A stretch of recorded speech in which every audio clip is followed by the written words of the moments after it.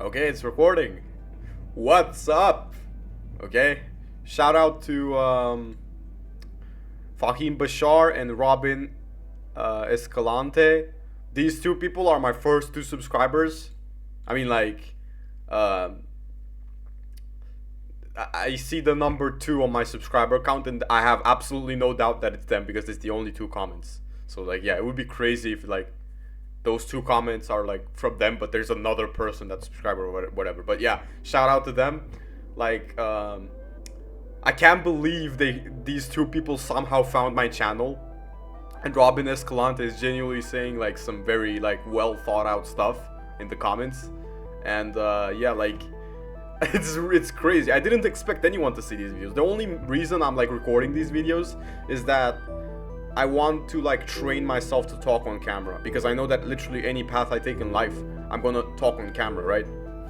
So that's what I feel like. I feel like I'm kind of predestined to talk on camera, or at least film some videos in my life. I want to have like an exciting life and shit. I want to do some crazy shit, and I think all of that is like very, very like wherever I go in life, I'll probably be in front of the camera. So yeah, I'll have to get used to this, right? So that's the only point for these videos, right? There's no, like, these videos are not really meant to be like, but at the same time, people found them, bro. Like these two dudes, Robin Escalante and Fahim Bashar, you guys somehow found my channel. If you're watching this, like, shout out to you. Okay, thank you so much for the comments, and yeah, I'm feeling a bit nervous now, because I had like the peace of mind that nobody's watching these videos, but now I'm feeling a bit nervous because, like, holy shit, someone's actually watching and thinking about what I'm saying. But at the same time, like, it's a good thing, because like the training, that's exactly what I'm training for. Maybe one day I'll have like many viewers, and I'll have to like be like zen, you know. I have to be like not emotionless, because I'm not being a robot, but like be above my emotions, above my mind, and just be myself in front of the camera, you know. Just, as you say in Japanese, ari no mama, you know, ari no mama, just as it comes out, you know. Okay, so this video, I wanna, like, something that just popped in my mind. Okay, I literally just installed Minecraft, like, on this like new installation of Windows. I never even had video games. I haven't touched video games in ages, but I just want to touch Minecraft just to show you something. Okay, so let me just go creative. I'm gonna delete this world anyway, so okay. Dude, has anyone ever called their Minecraft world Echkart Tolle? Nobody, probably. This is probably the first ever Minecraft world called Echkart Tolle. Except if he plays Minecraft or something. Why would you name a world over your name? So, like, in this video, I'm going to explain some concepts in the power of now as I interpret them with Minecraft. And the reason I'm doing this is because, like, it kind of took me a lot of thinking to kind of understand them, right? And okay, it's loading. Oh, it's creative. So it's a creative world. Wait 1 second. I always like to have my FOV very high. Okay, let's okay, just for the sake of this video, let's just some diamond ore and diamond pickaxe and stone. So these 3 items will symbolize life somehow. Don't dig down, but I'm in creative, so it's okay. Okay, I think this is good. Okay, and I'm gonna torch, place torch right here. I should have done this outside the video. I should have like done this preparation like outside the video and then start filming the video, but I'm not gonna do that. I feel like I should just be like very like, I don't know. I just want to be more like natural. I don't know. Okay, I'm just gonna do this. They don't appear at this height, but okay. So yeah, I've read the book completely. It's very exciting. Like, it's scary at first. This concept of like presence is very scary. It was very scary to me. It depends on how your mind reacts to it, right? So okay, one concept in this book is that I found very like peculiar is surrendering to the now, surrendering to what is and accepting it without craving to change it. So surrender, right? So like, what does that mean? Because like when you think of surrender, and our language is a bit like messed up, because like he can only use this word surrender, but he like differentiates it from resigning, like giving up. Surrender does not mean giving up in this book, which is very confusing. So I'm going to tell you the way I understood it. So let's say like I want to find diamonds, right? So in life we all are looking for something. I'm going to symbolize what we're all looking for in life, whether it's money, fame, power, bitches, I don't know. Okay, sorry for the... Okay, actually, who cares? But, like, whatever you're looking for, man. Like, attention from people, whatever you're looking for in life, succeeding in the job. Like, I'm gonna symbolize it with diamonds. We're all just looking for diamonds. And to get the diamonds, you have to, like... You have to mine, bro. You just have to, like... And this stone, like, resembles obstacles in life, right? Like, obstacles are always in life, and whenever you look for something in life, sometimes it just doesn't work out. Sometimes things just don't work out, you know what I'm saying? And here's what surrender actually means. Like, let's look at this. So, okay, I'm mining for diamonds. I got down here. Okay, I'm gonna find diamonds. Okay, let's see. Fuck! Stone! Ugh. If only there were diamonds there. Why stone? Why can't it be diamonds? And 1 hour passes by, and I'm like reacting like this very angrily, very negative, very like I'm complaining, I'm craving. Why the fuck is it stone? Why is it not diamonds? Right? And what you looking externally at me, like, what would you think? Like, it's gonna take... I'm probably never going to reach my destination. I'm probably never going to get what I want from life, right? Because I'm craving for the situation to be different, you see? Like, the situation right now in the present is that right in front of me right now, this is stone and it's not diamond, and I cannot change that. That's the present. And surrendering to it means just accepting it the way it is, right? So if I accept it the way it is, here's what that means. It doesn't mean not changing your life. It does not mean not changing your situation. In fact, it's literally the opposite from what Echkart Tolle says. It's really fascinating what Echkart Tolle is saying, is that, like,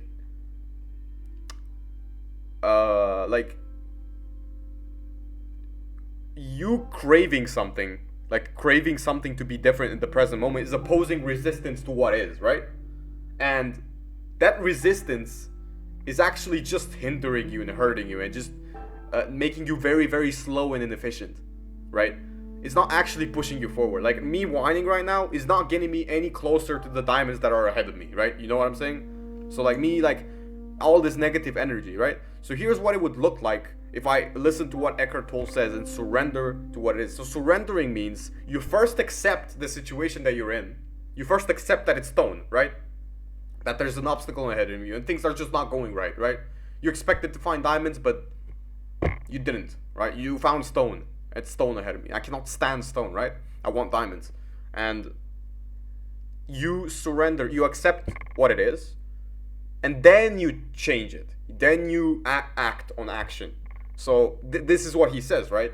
It's a bit paradoxical, because you would think that, like, because we suffer, because we are complaining, because we are suffering and crying and all that, we tend to have this illusion that changes something. Because, like, but not necessarily. I mean, you wanting something will get you that, but not suffering for it. You get what I'm saying? You can want something without suffering for it. Okay, so let's see what it looks like if we just listen to Echkart Tolle. What this surrendering to the present looks like. And the way you do surrendering is just you just surrender to the present moment. You just surrender and you are present, right? So, okay, this is stone. Fuck, this is stone. Fuck, stone again. Okay, I'm angry. I'm angry that it's stone. Okay, let's keep moving. Okay, stone again. Okay, fuck. I'm angry, but I'm keep going. Stone again. Okay, fuck. Right, you see? I just mined 3 blocks. The first time, I mined 1 block, right? I mined 1 block and I cried for an hour in bed because it's stone, it's not diamonds. But now that I'm actually trying to be present and observe the anger in me, that it's stone, then I actually mine $3. It's all of a sudden instantly by just shifting the way I think about it, by just shifting the way I perceive the things, by realizing and acknowledging that I should surrender to the present and just do everything that I do with a clear mind. By just acknowledging this, I instantly mine $3. So by just knowing what's in this book, you get an instant boost. At least this is what happens to me. Like, it's very far from perfect. I'm very far from enlightened, but just remembering what Eckhart Tolle said to me, and like having these associations in my mind. Okay, I'm angry right now, and remembering to observe your emotions. I'm not very good at it myself. Like, I still give in to FAP urges. I still like give into urges. I still give into addictions. I'm very far from good, right? But it's a big difference. It's a big, because now I'm actually trying. Like, you can see now that I genuinely just mine $3. That's huge progress. Like, and you can see that I'm getting used to observing my anger, right? So we are humans, right? Being like enlightened does not mean being inhuman. I'm still getting angry, but here's how animals do it, because animals are a bit closer to nature than we are, because we have become so smart. Us humans we have become so smart and so intelligent that we've become a bit insane, because our minds have run out of control, because our minds are so intelligent. But animals, they're not so intelligent. They don't think of many things. Their minds are barely active most of the time, so that makes it a lot easier for them to be present and thus be natural, right? So Eckhart Tolle makes an example in his book. Is it still recording? Okay, I'm still recording. So like, he makes an example in his book, like, if you look at gooses or whatever. What was the name of that bird that just like, what was the? Let me just Google it. No, it's not a goose. In Romanian, it's called the lebădă. So let me just translate it. 1 second. Lebădă, English. Swan. I'm not exactly sure if the animal was swan in the book, but for some reason, like, in the Romanescu Park, which I went to record my old videos, it was swans. So like, if two, like, I don't know, swans, for example, or two animals, right? Like, they're just swimming in water, like the birds, whatever, swans or whatever. They're in water and they're chilling, right? They're present. For them, it's just now, and they're just swimming like that. Eckhart Tolle told us to just look at the animal and just learn from it, because even though we're humans and we're intelligent and we invented atom bombs and we invented religion and philosophy and fucking AK-47 rifles, the swans are doing something better than we are, and they're being present. They're being here and they're being now, and they're above their minds in a way. They're not their minds. It's because it's easy for them because they're not that smart, you know. But we are so smart that our minds are run out of control, and it's turning into insanity. So let's understand what insanity actually is in Eckhart Tolle's words. So it's like the bird is like chilling, right, in water. It's in the present moment. They're in bliss. They're just chilling, bro. And they're not bored.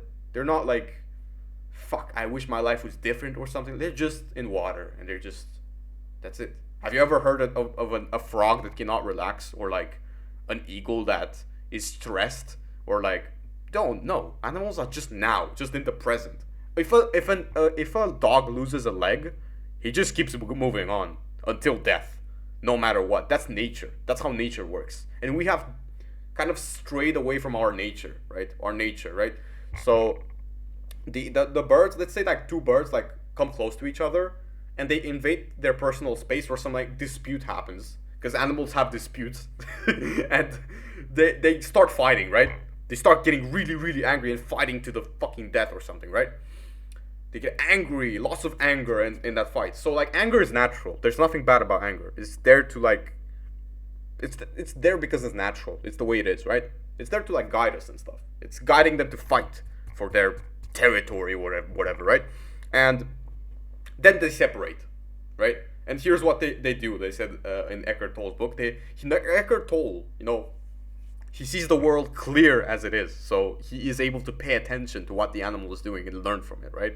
So he saw that the bird, after the fight, it just moves its wings. It just shakes its wings like that. It's not like, what the fuck is this scary sound? Shut up. Okay, like, it shakes its wings, right? And it's not like it's wet. It has no reason to shake its wings. So why does it do it? Well, the only possible reason we can think of is It wants to let go of anger. It lets go of anger. It acknowledge the swan acknowledges the anger, lets it go, right? It just lets it go and just lets go of it, and after like what 30 seconds, it's back to normal. Like it didn't forget that other goose. Like letting go of anger does not mean being stupid. It doesn't mean forgetting that the other goose invaded your territory and is your enemy. No, they're not forgetting that, but they're being focused and present in the present moment, right? Right? They have presence and they're letting go of anger. So this is how nature works. You get angry, it comes in, and you let it out. Immediately, almost, right? Or immediately, or as long as it's necessary. Anger stays as long as it's necessary. Negative emotion stays in you as long as it's necessary. And I'm going to add an extrapolation that I've kind of come up with myself. Like us humans, we breathe in air, right? We breathe in oxygen and we breathe out carbon dioxide, right? We breathe in what we need, we breathe out what we don't need, right? And we eat, we take in the nutrients that we need from the food, and we take a shit at the toilet, and we get out all the stuff we don't need. There's nothing we want about shit. Nobody ever wants to see shit again once they shit it, right? We don't want any of that, right? We drink water, we take what we need from the water, and we piss out what we don't need, right? This is how nature works. Like we take in what we need and we let it out, right? So what do you think happens when you eat something but you don't shit for like 10 days? Your body breaks. Everything breaks down. You become diseased. That's disease, you know? Your body just can't take that. So why are you doing it with your emotions? It's Echkart Tolle's logic. Like you take in anger and you let it go. If you like take it in and your anger stays and you give it energy again and again, right? You refuel it. After your fight with that person or whatever, like if we fight with a person compared to these swans, right? If we fight with a person, we get genuinely angry, we have an argument with our spouse or something, right? Or we have an argument at work or something just goes wrong in our lives and we're fucking angry, right? We go home and we're still fucking angry. That's not natural. That's insanity. Like being angry when the fight is over, like still being angry, apparently that's not natural. That's not the way of nature. That's our own mental insanity. It's because our minds are run out of control. That's just insanity, right? According to Echkart Tolle. You get angry and you let it go when you don't need it anymore. So this is what it is like being enlightened. Being enlightened is just being natural. This is how I understand it from Echkart Tolle's book. Like it doesn't mean being inhuman. It doesn't mean like sitting like this meditating and you're just a robot. You don't feel anything. No, it means quite the opposite. It means you're more human than everyone else because our intelligence has kind of stolen our humanity, like with our nature, right? Because our minds just kind of like make us unconscious and just kind of make us like almost demons, bro. Like we do some shit and we think of some shit that is just fucking nuts, bro. Just evil, just fucking. It all comes from the unconscious. It all comes from this nature. Because like when you have an emotion and instead of letting it go, you just keep it inside and let it fucking destroy your body and your mind. You get depressed. Obviously, this is why everyone's depressed, right? And me and you probably. I mean that makes sense, right? So, like, yeah, this is the deal. Like, a person that is enlightened, right? Let's say their mother or father dies or someone close to them. They're probably gonna cry, bro. Because they're not inhuman. They feel grief. And they feel like the suffering. Not the suffering means something else. They feel the grief and the sadness. But they don't suffer much from it, you know what I'm saying? They feel it as much as it's necessary because they're humans and you're supposed to cry when someone dies close to you, right? It's inhuman to feel nothing, you know? So they feel that, but they observe it and they let it go. They keep going with life. And that's what all animals do as well. They feel grief, briefly, right? Because it's bad. It's bad for someone to die. You must feel grief. And grief is also a form of respect. It means you cared about that person, right? But I don't think that dead person, whatever that is in your life, I don't think they want you to just keep feeling grief nonstop like an insane person. That's insanity. Like just feeling it nonstop all over your life for fucking months and years. You're supposed to keep going. Because that's how life works. You just keep going. You don't sit with the same emotion needlessly, right? That's the way of nature. So that's this idea, right? So, okay. we're back to like mining towards the diamonds, right? So, okay. Fuck, it's stone. But okay, I'm observing the anger. Okay, fuck, it's stone. Okay, I'm angry again. And I'm angry again. Okay, I'm a bit angry, bit angry. And you see, like, once you get used to like observing your anger and observing your negative reactions to stuff not going well in your life, everything is learned. What the fuck is this music? What is this, Sonic EXE? It's like some horror shit about to pop up. Like, you know, like in those horror games, like the music is reversed and shit. This is what this sounds like right now for me. Wait. Ah, never mind. It's cute music. Thank fuck. I don't want any horror shit down my fucking mind right now. Oh, it's night outside. But yeah. So, you see, like, once you get used to observing your emotions, like, as Sam Harris is the dude from the Waking Up app that is about meditation. Sam Harris is also a meditative teacher. He's a very cool dude. And he says that, like, negative emotions, once you're like very, very like into mindfulness and meditation and all that, negative emotions become like sort of an alarm for mindfulness. They become an alarm for presence. So like whenever you feel a negative emotion, like it becomes like,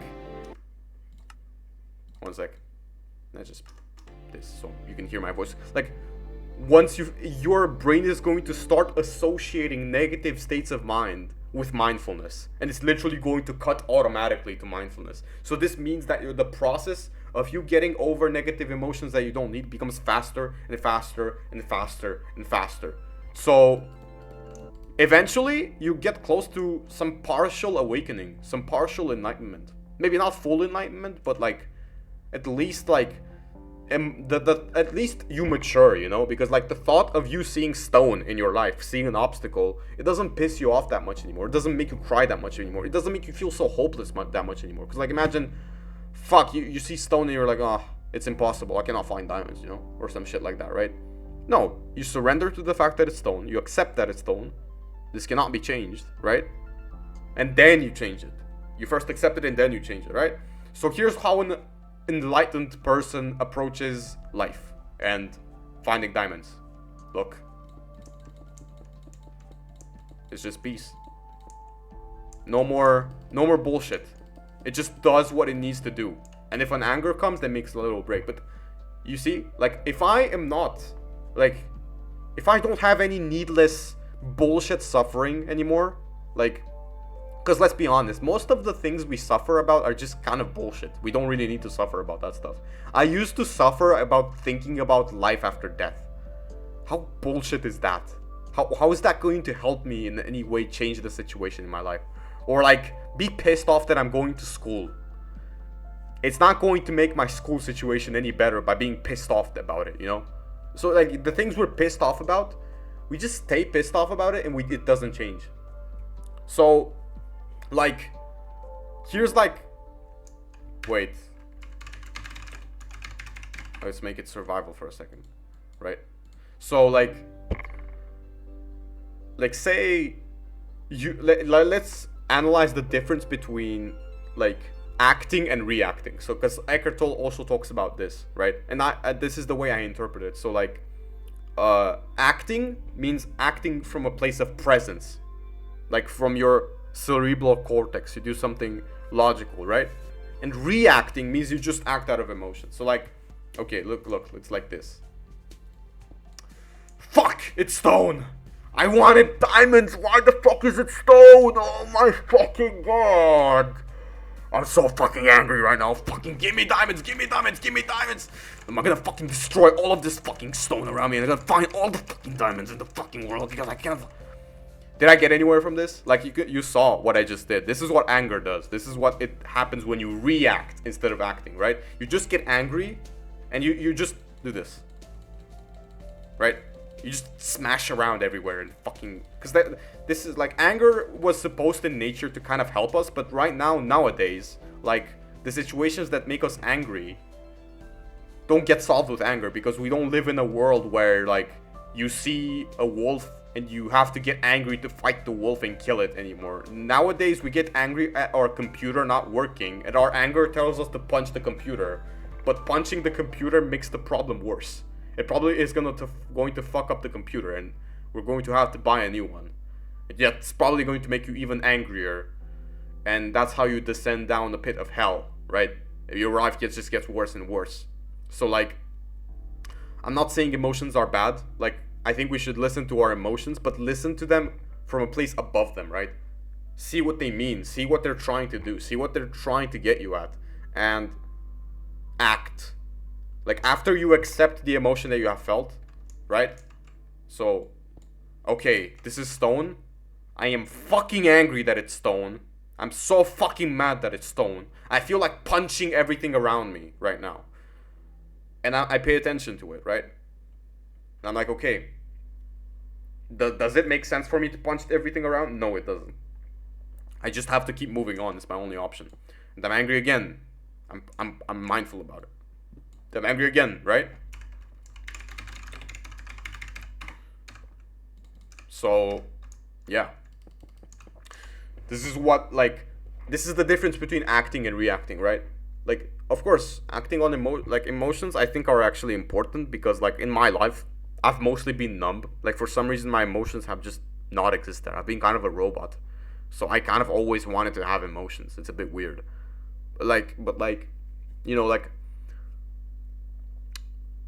For you to, like, change your life, you have to act.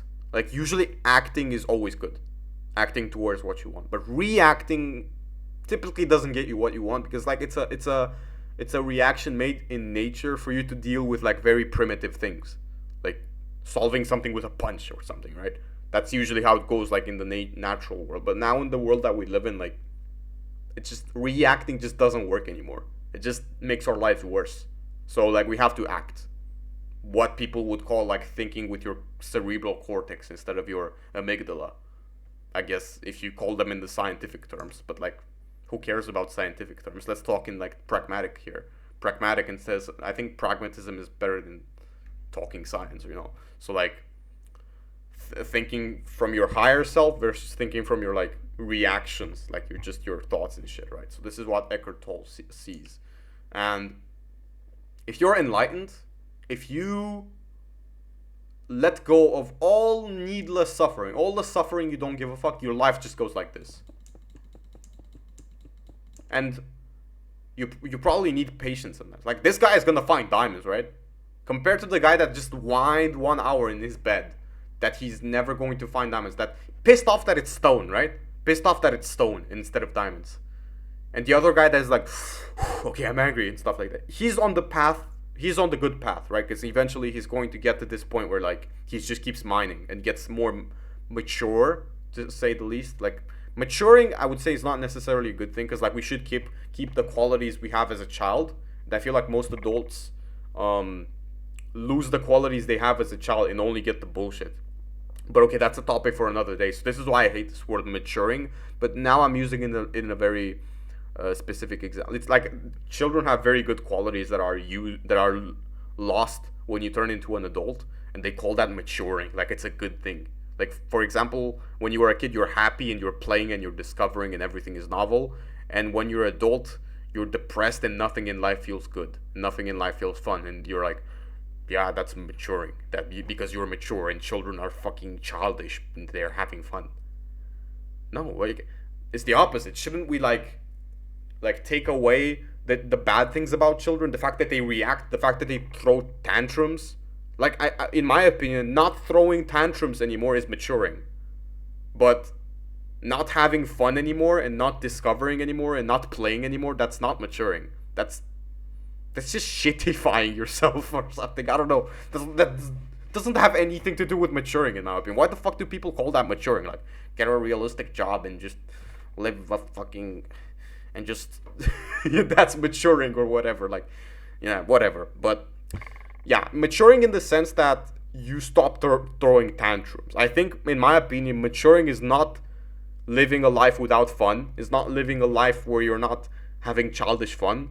It's living a life where you don't throw fucking tantrums, like, because that's the bad part about being a child. So shouldn't we get rid of the bad stuff and keep the good stuff? Makes sense? Sounds pretty logical to me, right? So like you get mature at some point. You get used to it, I guess, if I would say it very precisely. You get used to there being only stone in front of you, right? In life. You're looking for diamonds. You've been looking for diamonds for ages, but it's just stone nonstop, right? But you get used to it, and eventually you just do this. Now this guy is gonna find stone, like is going to find diamonds compared to the other two guys, right? Because like, look at how fast this guy is going. He's not even reacting anymore. He's not even like getting angry about this anymore, and he's going to find them eventually, right? And being enlightened is just being like this. So it's not just an advantage. Like, if you think about this from an objective perspective, like if you, from an external perspective, because you're able to see the situation of the dude that's whining in his bed and saying that his life is shit because he's not finding any diamonds, you realize that it's exactly because he's craving diamonds that it's exactly the reason why he will never find diamonds. And let's be honest, at that rate, like breaking one block of stone, seeing stone, and just crying in bed for 1 or 2 hours, or getting pissed and just being numb, or maybe just fucking jacking off or something, like indulging in some shit, like doing all of that in negative stuff just because of finding stone. In their mind, you're probably gonna agree that at that rate, they're never going to find diamonds. Because like in life, if you wanna get success in life, if you wanna get anywhere you want in life, you have to go like this, right? You can't afford to just sit in negativity. You have to let it go. The same way it came in, the other way it gets out. Shake your damn wings, right? I told you the example with the birds. Shake your wings, whatever that means for you, and just let it go, right? In our case, I guess the best thing we can do, because we're not that advanced. Okay, 1 second, it's the alarm. We're not that advanced. We're not at the point where we like, because like yoga is also about that, from what I heard, like doing a specific bodily movement, like the bird is doing, to like let go of the anger. But like, I find that a bit more advanced. The most basic thing we could possibly do, right, that at 100% works, without any like, that is like foolproof, is just observing the anger. Just covering the anger with your presence, with the light of your presence, the light of your like your awareness, right? Being aware of it, and then eventually like just it loses power because it feeds on your unconsciousness, right? If you're angry, you want more anger, you want more pain, you want more suffering in your life. If you have noticed that, a person that is angry, the last thing they want is for the problem to get solved. Have you noticed that? Like when you are angry, you genuinely don't want the problem to get solved. You want more pain. You're actually looking for things to make you even angrier. You see?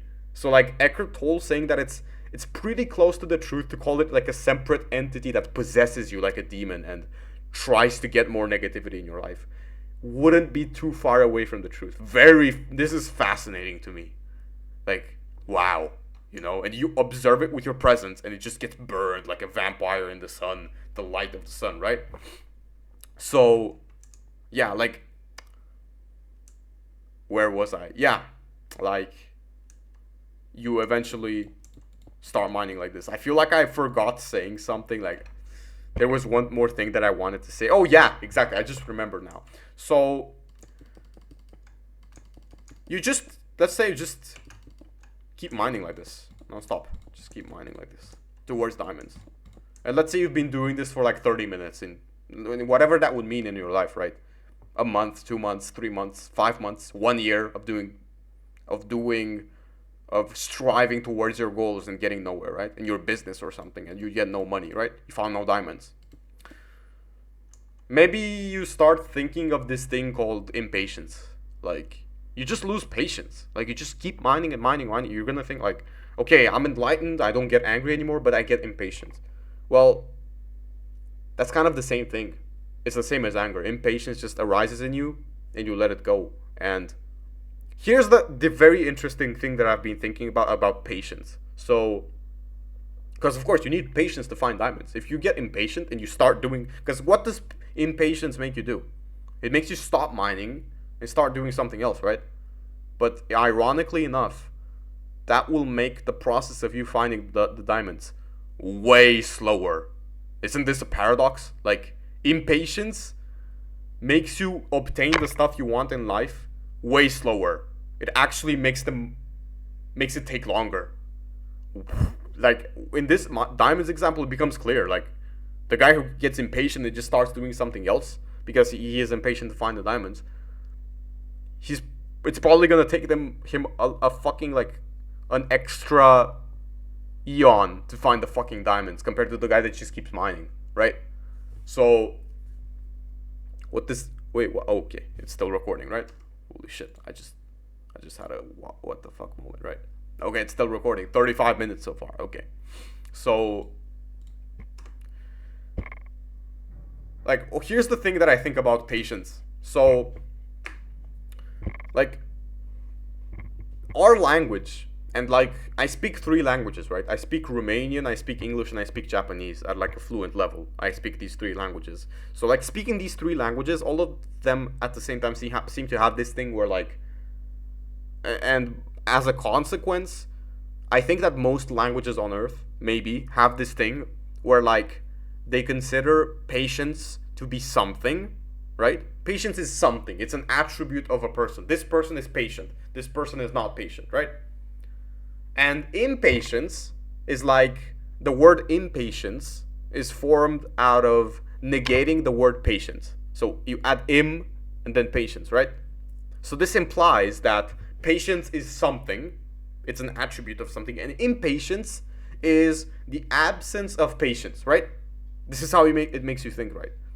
But when you meditate, you realize that it's actually the other way around. In our language, the way we speak and the way we invented this word patience is actually completely wrong. It's actually the exact way around. So like the other way around. So impatience is something that arises in you to make you change your situation. And patience is just the absence of impatience. So you see, it's the other way around.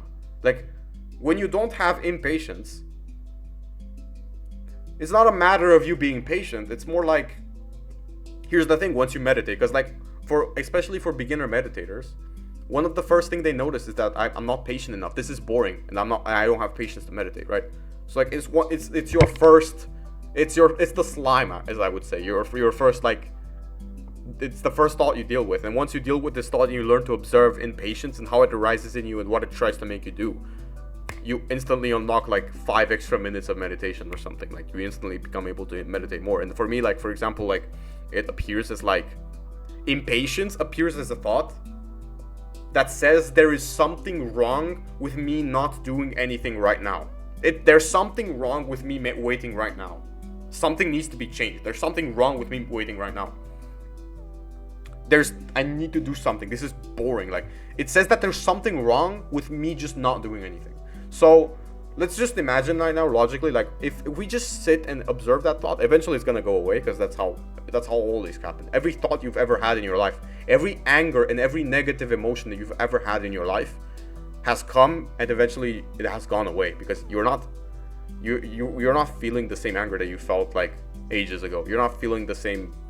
You've probably gone through so much suffering in your life that you're not feeling anymore. Probably in your childhood and stuff, you just don't feel. It's like things just come and go, right? You just observe them, and they just leave you faster, right? If you observe them. If you don't, they prey on your unconsciousness, and they feed on you, right? But if you're not unconscious, if you're present, then you can observe them, and then they just go away, right? So if you observe impatience and it goes away, then what are you left with when you don't have impatience anymore? You're not left with patience. You're left with just chilling. This is what it really feels like to be patient, like truly patient. And patience is like, it's the absence of impatience. So this means like it's your true nature. There's nothing special about being patient in life. You're just chilling. You're not waiting. You're just chilling, right? You're just relaxed. You're just being you. You're just chilling, right? Do the birds, the swans that are like swimming in water and just moving their little legs like that and just staring around in water, do they seem impatient? Do they seem like they're waiting for something? No, they're just chilling. This is what it means like to be patient. You're just chilling. For me, like, I used to be the most impatient motherfucker on earth. Anything else slightly boring would make me go insane, bro. But ever since I've been meditating, I guess one thing that changed is like, I had this realization that like, wait, like, patience is just chilling. It's just me sitting. Like, I'm not enlightened yet. I'm very far from enlightenment. I'm really excited about it. I'm really excited to learn about it and strive towards it, but I'm far from it, right? But I'm way better than I was before. Like, because I realized that like waiting is just chilling.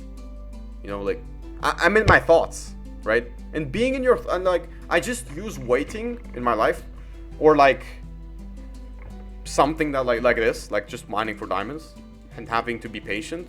I use it as rest. This is literally rest. Waiting is like literally an opportunity in your life for you to do nothing and just be in your thoughts. We're not enlightened yet, so we're gonna be in our thoughts, right? That's just like like we are going to be in our thoughts because we're not like enlightened like Echkart Tolle to the point of like being so present that we're like we have no thoughts in our mind, and that's apparently bliss and stuff. We have thoughts and we're just in our thoughts, but that's a lot better than just being impatient. That's a lot better than suffering and like, because like you can be in your thoughts and you notice the impatient thought and you are aware of it until it goes away, and then what you're left with is thoughts that are like kind of interesting, like, oh, racing games, oh, that racing game was fun, oh, holy shit, Saturn looks fucking amazing, like it has rings and shit, bro, but Jupiter is like even bigger, and Andromeda is another fucking galaxy. You're kidding me? That's like an entire universe, because galaxies are massive. These are the thoughts that roll in my mind, and that's literally just chilling, because like I can observe and let go of the thoughts that I don't want, and I'm just left with like thoughts that are just kind of like neutral or just kind of interesting, like just thinking about fucking Jupiter or something, right? And when your mind is like that, you can just chill. Like I can wait 1 hour, just stare at the cars coming by, stare at the trees. I'm just chilling. It's like an opportunity to rest, right? That's what waiting is. So like that's how I've come to see it, and I don't have a problem in my life with waiting anymore. I wait 30 fucking minutes for a person to come. I work as a real estate agent right now, and sometimes, like, especially here in Romania, here in Craiova at least, some people are very, like, I mean, not necessarily, like, bad. It's not necessarily their fault. It could be, like, someone that comes from Syria, and they're unfamiliar with the city, and they're like, oh, I'm sorry, Paul, like, I'm going to be late. I'm lost in the city. I don't know what I'm going. Can you give me the address again? I sent him the address again on WhatsApp, and I have to wait another 30 minutes for him to come. No fucking problem. I'm just standing there. Even it's cold a bit, but I'm okay. I'm just staring at the fucking trees. I'm thinking about my YouTube channel. I'm thinking about fucking PewDiePie. Like, holy shit, this guy is insane. I'm thinking about fucking, like, I'm thinking about Scott Cawthon. I'm thinking about his discipline to make the fucking Five Nights at Freddy's game. And then I get reminded, wow, Scott Cawthon at some point had a nightmare about Bonnie. Like, he literally had a nightmare of his own creation. Imagine what that must have been like. And I get thoughts like these. Dude, 30 minutes passes by pretty quickly when you're, like, chilling and thinking about stuff like this. So, yeah. This is what it was about patience. So, we just keep mining. Right? Mining. And like this, because you started to like become meditative, you started to become present, and now you can just go through life like this. So like you get to a point in life where your mind is so good that you are unstoppable, and this is what it's like being unstoppable. You just keep mining. Right? Oops, I didn't mean to break it. And you find it. You find it. What you've been looking in life this entire time. What you've been craving and craving. But to reach this point, you had to let go of the craving, you see. You had to let go of like the craving of wanting diamonds. You had to like let go of it, because that craving has led you to be angry about there being stones. So you had to accept the situation of the present of there being stone for you to change the situation. Because if I kept getting angry every time about there being stone, I would have been slowed down to a crawl.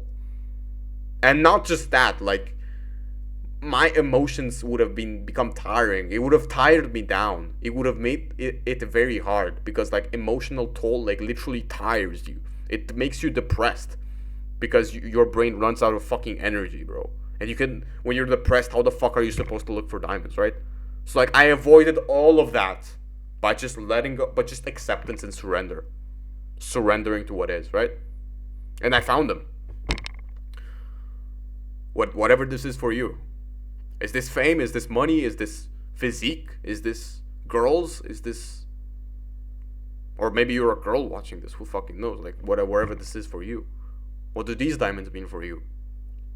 Whatever it means, you found them. And now all you have to do is mine them. All you have to do is take them.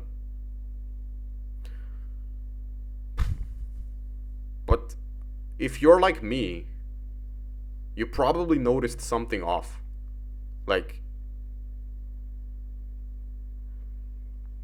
this entire, like, practice, the way that we got to these diamonds was by letting go of wanting them, right? So, like, accepting that we want them and letting go of that, because that craving of diamonds was bad for us. It was slowing us down. It was making us pissed off every time they're stoned. But now that we got here, like,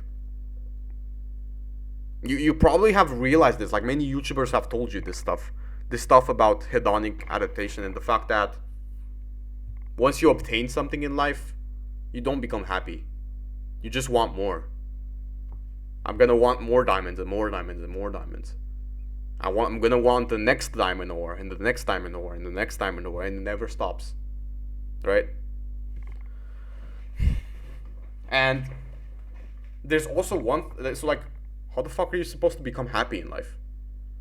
Like, if I found the diamonds, I've done everything I have to do. What am I supposed to do now, right? So, here's the thing, like, one thing that bugged me about this book, and kind of like made me become very confused, is that for you to get anything in life, you have to let go of cravings, right? But aren't cravings the thing that made you search for diamonds to begin with? And this doesn't make sense to me. Like, I have to let go of wanting something to get it. It's crazy. It's paradox, isn't it? And because like I got the diamonds now, but it's a bit confusing because like I'm supposed to not want them to get them, right? And this is, I mean, Echkart Tolle refers to this in his book. Like, at some point he talks about, he calls it a journey. This entire example that I talked about with the diamonds, he just calls it a journey, right? A journey means wanting something in life and taking action towards it, right? And here's the thing, like, apparently enlightenment, according to some people's definitions, or you might maybe have heard of the Buddha saying that that all suffering in life comes from craving, right? So apparently your suffering in life comes from wanting these diamonds in the first place. So if you could somehow make your mind like not want this anymore, you don't want the diamonds anymore, you're going to be happy. And the only way for you to be happy is to not want anything anymore. For you to just be complacent with everything the way it is. Sounds kind of bullshit to me. Like, not bullshit, but like, it's a bit scary. Like, not wanting anything, how could that be happiness? It sounds more like depression to me. It sounds more like anhedonia. Anhedonia is the feel like you don't want anything anymore, right? And it feels, we all know it feels horrible. I've felt anhedonia and it's horrible. It feels like I'm in a box. Like, not even a prison. A prison at least has like those bars and you can stare through them. No, a box. I feel like I'm in a dark box. And I cannot, like a mime cannot fucking get out. That's what anhedonia felt to me. I feel that numbness and that anhedonia and that not wanting anything from life, that depression. I feel it very, very often, even nowadays. I seem like I'm making this video. It might seem to you like, holy fuck, this guy knows the answers and he's teaching me so much shit. His life must be going well. Not at all. I'm at the very beginning. And the only reason I'm making this video is because I'm very, very excited about these topics. And they interest me deeply. But by no means am I like Hamza Ahmed or Andrew Tate or Jase Onfroy, XXX Tentacion. I'm nowhere near these guys. I have no shred of success in my life. Okay, some people would say that, oh, he speaks Japanese, so that's successful. Or like he won a competitive programming competition, it's like that's success or whatever. No. But yeah, but I'm not making money, right? I'm not. My real estate agent endeavor makes me zero money right now. All I made was like 100 euros, and this month I made zero. It feels hopeless, right? I'm down the fucking dark valley of life right now. Nothing is working. It feels like I cannot keep myself going to the gym, right? I'm in that point in life, and it's made me very confused. Like, you probably think about this too. Like, if you were enlightened, you would probably become able to get anything you want in life with minimal effort, because you would no longer have these emotions that keep you. Because, like, just imagine if you were in 100% control over your mind. If you could control your mind 100%, just imagine what you would do every day. Because, like, bro, the thing I think about like right now, that means infinite discipline. Because, like, and there's no, the concept of discipline, I find that even, I think discipline doesn't really exist. Like, if you 100% control your mind and there's no inner conflict and you're 100% your higher self, if you want to do something, you do it. If you want to eat healthy food, you eat it. There's no conflict. There's no like, but I want to eat a burger. No, you don't even think that. You just eat what you're supposed to eat. You just do what you're supposed to do. You just drink what you're supposed to drink. Just water. You just go to the gym. You just do everything. Just the same way. Just like minding the stone. Just like this. Gym, diet, business, gym, diet, business. You just do it. There's no resistance. There's no mental resistance.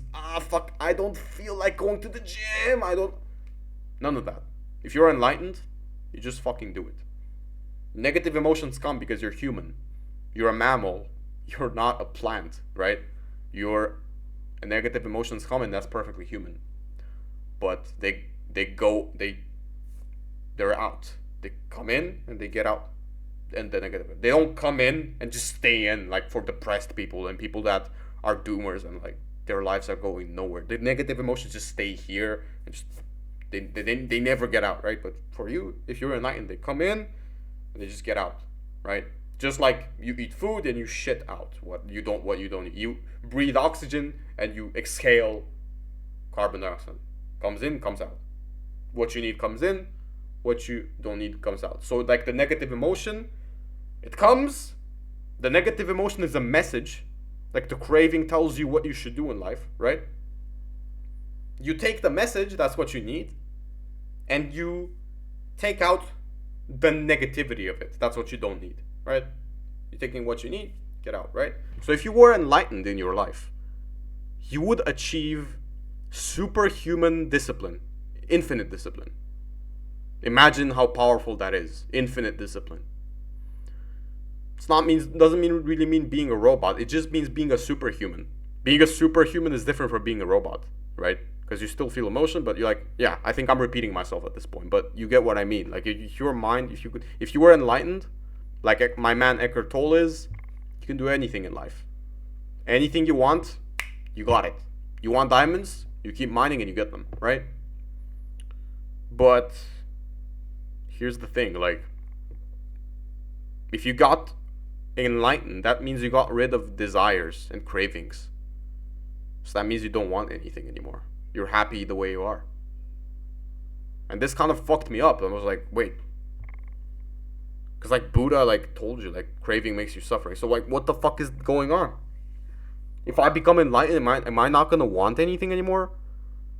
So like, as long as I want something from life, then I'm never going to become enlightened, and thus I'm always going to suffer, and thus things are not going to go my way. So it's a paradox. If you become enlightened, you get everything you want in life. But if you become enlightened, you don't want it anymore. Until a light bulb flashed in my mind that solved everything. Solved this entire paradox. And I realized, wait a second.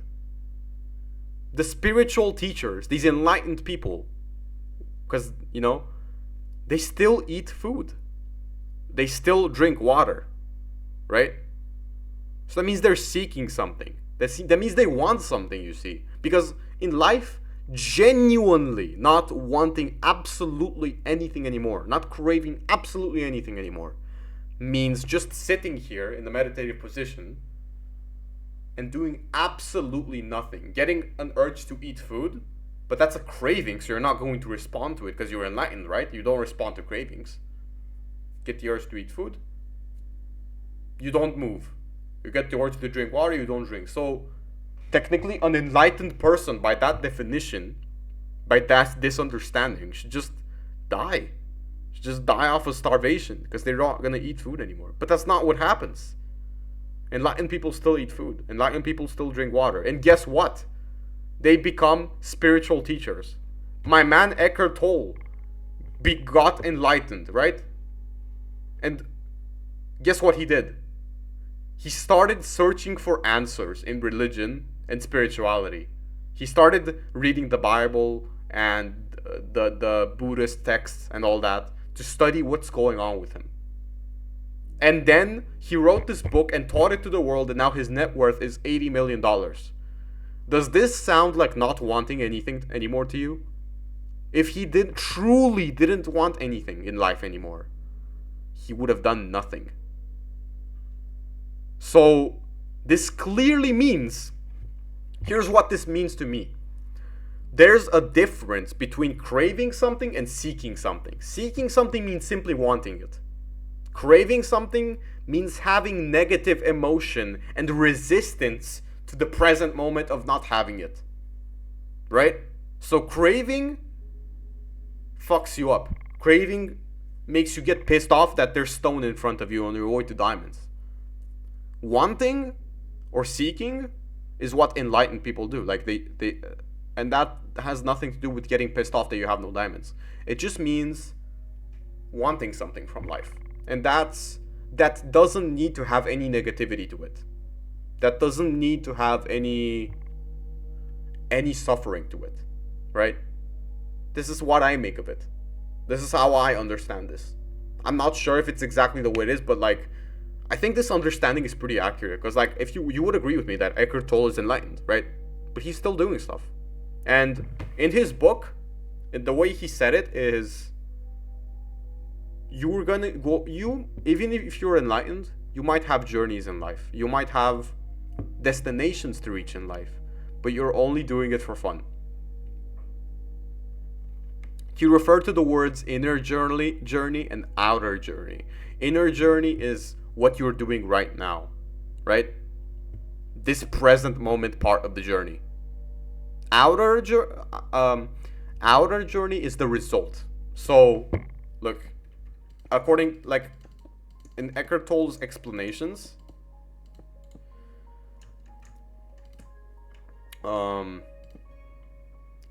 inner journey is this piece of stone, the present moment that you broke this piece of stone. This every single step that you make towards your journey. You tying your shoes to go to the gym, that's the inner journey. That's the right now part of the journey. And that's all that ever exists, this present moment. So you doing the right thing right now is the equivalent, is like, he said it in a very beautiful way. He says, like, the first step in your success in life right now, the exact first step that you have to do right now contains every other million steps and the last steps and the reward at the same time. I don't fucking understand what he meant by that. I just said it because I want to hear your opinion. What the fuck did he mean by that? I don't know. It sounds kind of deep, but I don't get it. But the outer journey is just for fun. You're going to do this, right? Because you seek diamonds, you want diamonds, even if you're enlightened. But this is how you mine. When you're enlightened, this is how you mine. This is how you mine, right? And you find the diamonds, right? And you want them.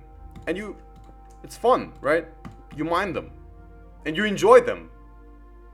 But there's no more negativity. There's no more suffering. There's no more negative emotion, right? And I think the master key system, you know, it's not just about the power of now. Also, the master key system always finds its way into my videos somehow. But like, it says clearly, some men get to success with great difficulty and turmoil, while others seem to attain it with barely any effort and suffering. Why is that so? It's because of their mind. It's because of their mind, you know, and their state of presence, I guess, how they observe their emotions and whether they're close to enlightenment or not. Because I think this shit is a spectrum. It's not like on or off, enlightened or unenlightened. I think it's like kind of a spectrum. It's a bit like you kind of get there progressively, you know. And I was like, yeah, this is the answer. This is it. It means this is what I should aim for. It means I should meditate and make my mind as strong as possible and aim for wisdom in life. Because you see, the importance of wisdom is that, imagine someone just, like in Minecraft, you know, it's night outside, conveniently enough, right? Look, there's zombies. Imagine, like, wait, why did I type it out there? Look, imagine just getting killed, right? Imagine someone not knowing absolutely anything about Minecraft. They're just getting killed, they're respawning. They don't know what they're doing. What do I do in Minecraft? Oh, fuck. I said something about encoding. I don't know. I hope it's okay. 1 sec. Yeah. Okay, 1 hour and 2 minutes should be okay. So, they're a noob. They don't know anything in Minecraft, right? They've just opened the game. They don't know what they're supposed to do. They're just punching stuff around. And they're trying to defeat the zombie with their hands. I mean, I can, but I'm gonna pretend that I'm a noob and I can't even do that. Right? And imagine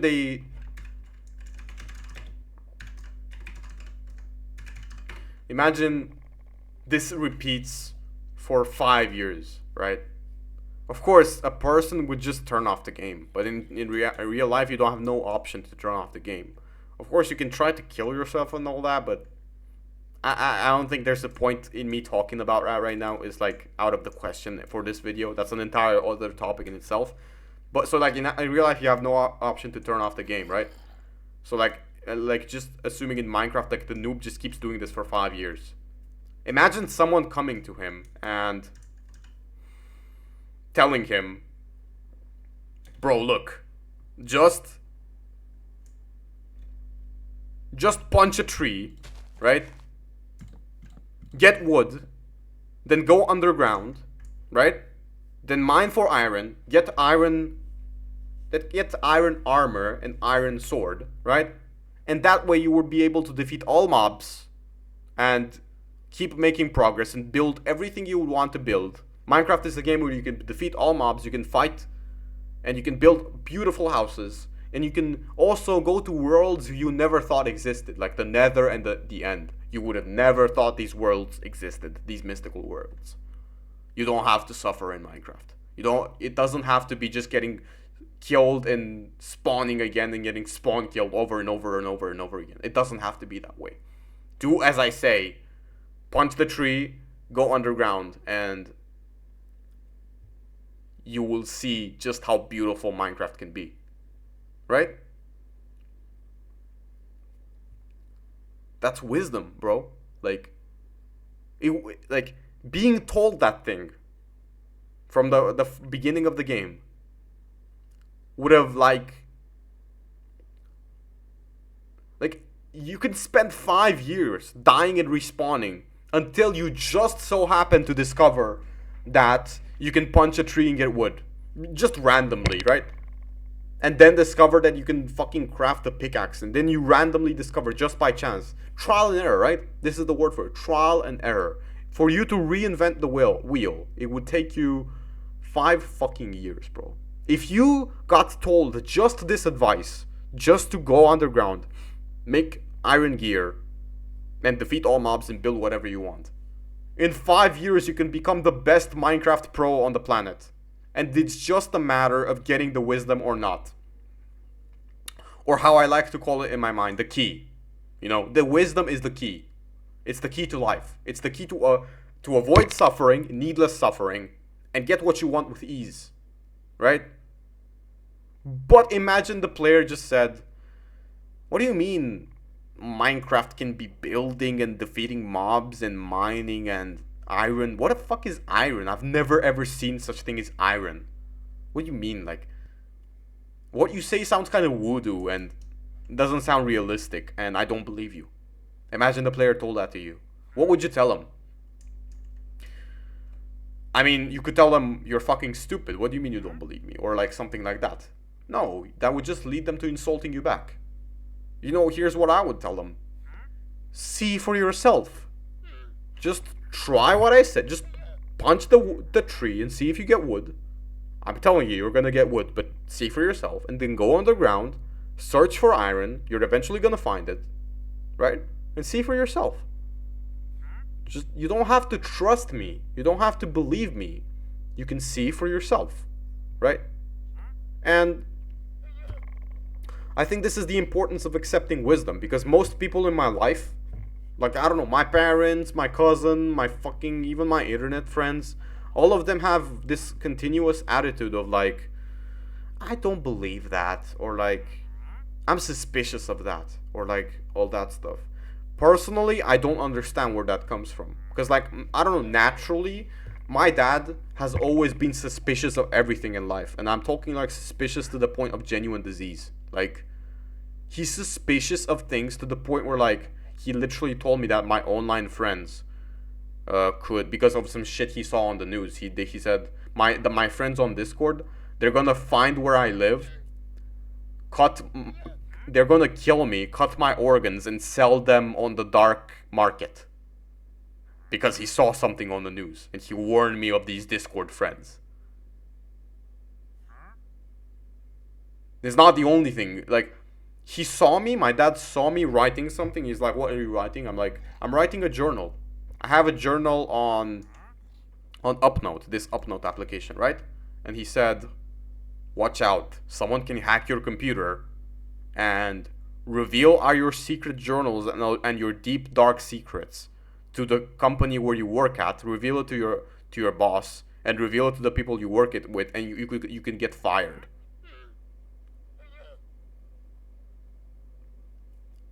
This is how fucked up my dad is, right? And I've always, since childhood, living in like this negativity. It's not even negativity, it's insanity. This worry and this way of seeing the world of just immense dangers, and looking at the news and just imagine thinking your Discord friends might cut you and sell your organs on the dark market. Imagine just writing a journal, just journaling, and thinking about someone stealing your notes, revealing them to your boss, and you getting fired. Imagine, like, these are just 2 examples. My dad did that for every single thing in my life. He told me, watch out, your classmates, even though they seem friendly to you, they might secretly hate you and talk about you behind your back, and they might secretly tell the teachers to like do some shit with you, or they might secretly plan to beat you up eventually and kill you because he saw something on the news. Bro, insanity. You can probably tell why I'm all into this spiritual shit and stuff. I've been fucking depressed and down bad, bro. And I'm not blaming my dad for it. But I'm just saying, exactly because of my upbringing, of such suspicion and being suspicious of things. You can imagine how my dad would react to these books, right? Bullshit, this looks suspicious. I'm not trusting this man. What if he wants to fucking, you know, or whatever. And I've realized it's insanity. And because I've had a dad like that, I've decided in my life that I am going to generally trust, like, be inclined to trust people. If I have no reason to be suspicious of anything, my normal reaction is to trust. And I trust whoever I see above me in some way. I see Andrew Tate, right? People hate him because he's arrogant, he's whatever. But I see that he has money and he seems pretty smart. So even though I might hate some things about him, I might not like some things about him, I'm humble and I trust some things that he says about money, right? Because I think he has an ego and he wants to tell you what he knows because, you know, maybe it's like it satisfies someone's ego, you know, to teach you something, right? Yeah, like, because it makes them feel like, you know, it's a good feeling for your ego to like know something more than a person and teaching them something, right? So I listen to his course about making money attentively, and and I'm not like, trust would be the wrong word, but like I see for my bad. I see for myself. I don't listen to this guy telling me like to punch a tree in Minecraft, then mine down, then get iron armor and kill the mobs. I don't sit there and say, should I trust him or not? And it seems kind of suspicious. No, I just listen and see for myself. It could be true, it could be not. I cannot know, but like I'm inclined to trusting people, and I've like, you know, I genuinely want to live this life of like just trusting people, you know. If I have no reason to be suspicious of someone, I'm just going to trust them. I'm going to be open-minded and trust and be positive and spread positive energy, right? And if they try to backstab me, I'll deal with it. I'll how the fuck do I say? I'll be conscious of like, I will own it. I will own the consciousness. How the fuck do you say it? I'll fucking assume. Fuck me. In Japanese you say kakugo. How the fuck you say it in English? Wait. 1 second. Just 1 second.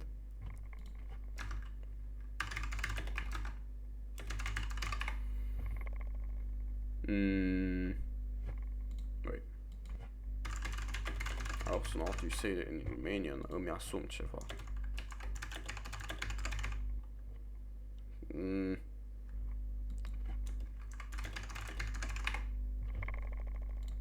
asum.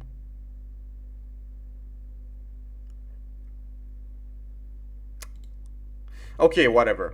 I don't know. I knew the word in English, but I forgot it right now. So I will accept the risk, accept the fact that he backstabbed me, and go with it. Deal with it. I'll protect myself from his backstab. Or if something happens to me, I'll own it. Because what's worse in life? Like, like some people have this mental error in their minds of like, bro, I saw on the news that your child can get stolen by gypsies and cut and fucking killed and murdered, right? And like, truth be told, that what the news do, they like, a country is huge. Romania is a small country and it has like 20 million people. So like, imagine in America, right? So like a country is huge, right? And out of like 20 million people, or however many people your country has, one of them is gonna do something horrible, right? Out of 20 million people, one of them is gonna do it, right? So it happens once, right?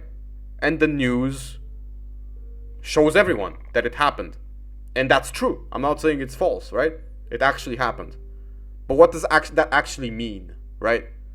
Does that mean, just because it happened, does that mean it happens, right? Does that mean it happens often? It just means it happens like 0.0000001% of the time, right? And you're going to be like, okay, well, I'm going to be prepared for that 0.0001% of the time. And that way I'm going to be safe. Yeah, but there's something you don't realize.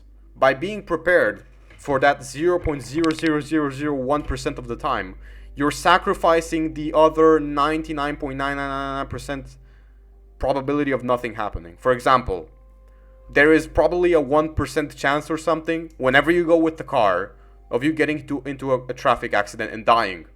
Does that mean you should never ever use the car ever in your life? Fuck no.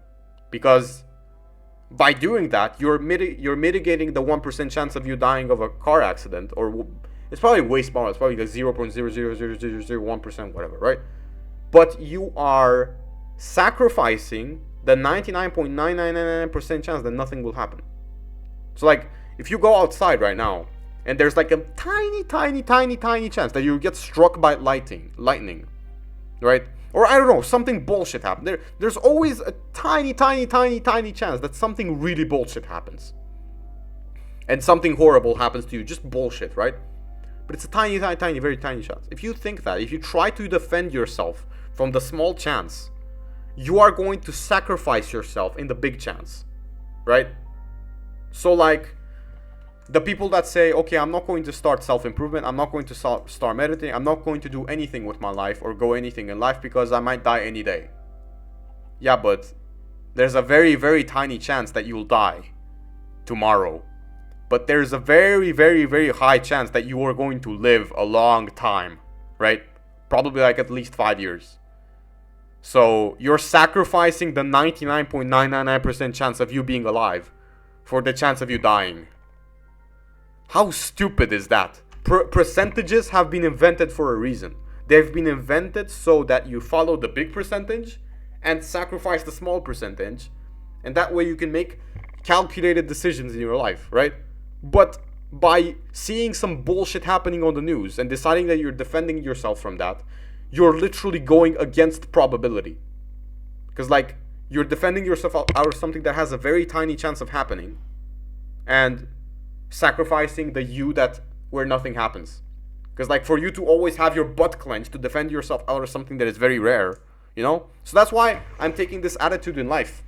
I just trust people. And if they backstab me, very tiny chance, I'll deal with it. Whatever happens, happens. My dad has the attitude of like telling me all this shit that like, watch out, your Discord friends might cut your fucking organs, and they're my bros, you know? I love my Discord friends. They're my fucking friends, right? Imagine someone telling you your friends are going to fucking cut your organs and sell them on the dark market, right? And what am I gonna do? Am I going to stop talking to them out of that tiny chance that they're going to do that? Or am I just keep talking to them? Because I'm going to sacrifice. I'm going to make a sacrifice to defend myself, right? That's what it means to defend yourself against the possibility of something bad happening. The fuck am I supposed to do? The sacrifice you make for defending yourself and preventing something, the sacrifice you make for preventing something fucks your life so hard that it's more worth it to just let it happen. That fucking tiny chance, right? Just let the fucking backstab happen if it happens. Trust people. That's what I feel. I'm not telling you to act like me, but I'm just telling you what I feel. I'm just telling you what I've concluded in my life. Most people in my life are suspicious of people like Echkart Tolle. Like, it's like, oh, this guy seems fishy and he seems voodoo and stuff. I only listen to science or whatever the fuck. And I don't know where that attitude comes from. Because, like, what is more beneficial for me? Believe it, like, trusting him or not trusting him? Or like, I guess it's not even about trust. Just seeing for myself or not seeing for myself. Because like, if I take the decision of trusting absolutely no successful person, trusting no rich person, all the rich people are lying to keep me poor, I should discover the answers myself or something like that. If I live by that, I'm probably going to do nothing with my life. Because you have to listen to someone to get the wisdom. You cannot tell in life who's the guy telling you to get the iron armor and iron gear to defeat all the mobs, and who's the guy telling you to jump in lava because you'll become invincible if you jump in lava. Who's the guy telling you the right stuff? You don't know, you know? You'll have to fucking try it. And if you fucking die in lava and you take damage, you'll have to fucking get out of there. You have to fucking risk it. In life, you have to fucking risk shit, right? You can't just be fucking suspicious, you know? Yeah, and I don't know what else I wanted to tell you about this mining experience and all that, but, oh yeah, there's a fucking caveat. The madness is not over. Like, I was like, okay, enlighten people like Echkart Tolle, right? someone genuinely not wanting anything from life and genuinely getting rid of all their quote-unquote cravings would just sit and starve to death because they will not care about the craving of eating. They will not teach it. They will not become spiritual teachers like Eckhart Tolle, like teaching people the stuff that they know, teaching them how to be enlightened. They won't feel the need to do that. Why would they? Right? Because enlightened people, you know. And I told you the solution to like this confusion. Seeking is one thing, wanting is one thing, and craving is another. Craving is getting fucking pissed that this is fucking stone and it's not diamond. Just fuck, you know, and being just crying, you know. But that's craving. Wanting is just, I want diamonds. I'm going to get diamonds. Oh yeah, I'm going to get diamonds. I can't wait to get the diamonds. I'm just gonna work gym, work business, whatever, and I'm gonna get the diamonds, right? This is what wanting is. Wanting has no negativity to it. It's just wanting something from life, right? And wanting is what gets you. Craving doesn't get you anywhere. But wanting gets you what you want. If you simply want without craving, you're going to get what you want very fast. Because you're just going to keep mining like this, right? You're just going to keep mining very fast. You're not going to go like, fuck, this is coal. Fucking ugly black coal that I don't fucking need, you know? That's craving, you know? Craving is resistance, right? And here's the thing. I was wrong. I might have been wrong. Because I found this guy called, wait a second. What was his name? I found this fucking guy, bro, that just literally, like, cause I theorized in my mind, what would a person be like that genuinely doesn't want anything from life, right? They won't eat. They will not drink. They will not do anything. They will just sit and starve, right? And I found a person that literally does that. Wait. Little Buddha from Nepal. What was his name? Ram Bahadur Bonjong. That's his name. Ram Bahadur Bonjong, right? Look. This is my Google. Ooh, are you going to see something and hack me or something? No, I'm not going to be worried about that. Look, this guy, right? He just sat here without eating, without drinking, and he just kept meditating 24/7, according to observations. He just sits and meditates non-stop to achieve some spiritual something, right? I was like, oh no, this person exists. So they're literally, so maybe there's like an enlightenment beyond Eckhart Tolle's enlightenment, because Eckhart Tolle still wants things. Eckhart Tolle still wants to teach what he knows. Eckhart Tolle still wants to drink water and eat food. He would still prefer life over death, right? And apparently, here's the weird thing, he's not dead. Like, apparently he didn't eat, he didn't drink, and going against all scientific knowledge that someone starving like that should die, he just didn't die. And also, something else that is crazy, he walked through fire without burning. So, like, this makes me think, because, like, meditation and mindfulness solves, like,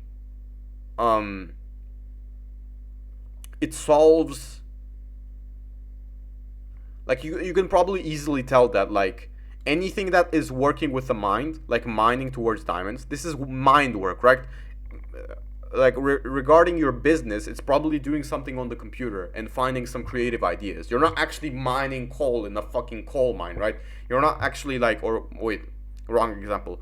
You're not actually doing something physical, right? Like fucking carrying fucking rocks, right?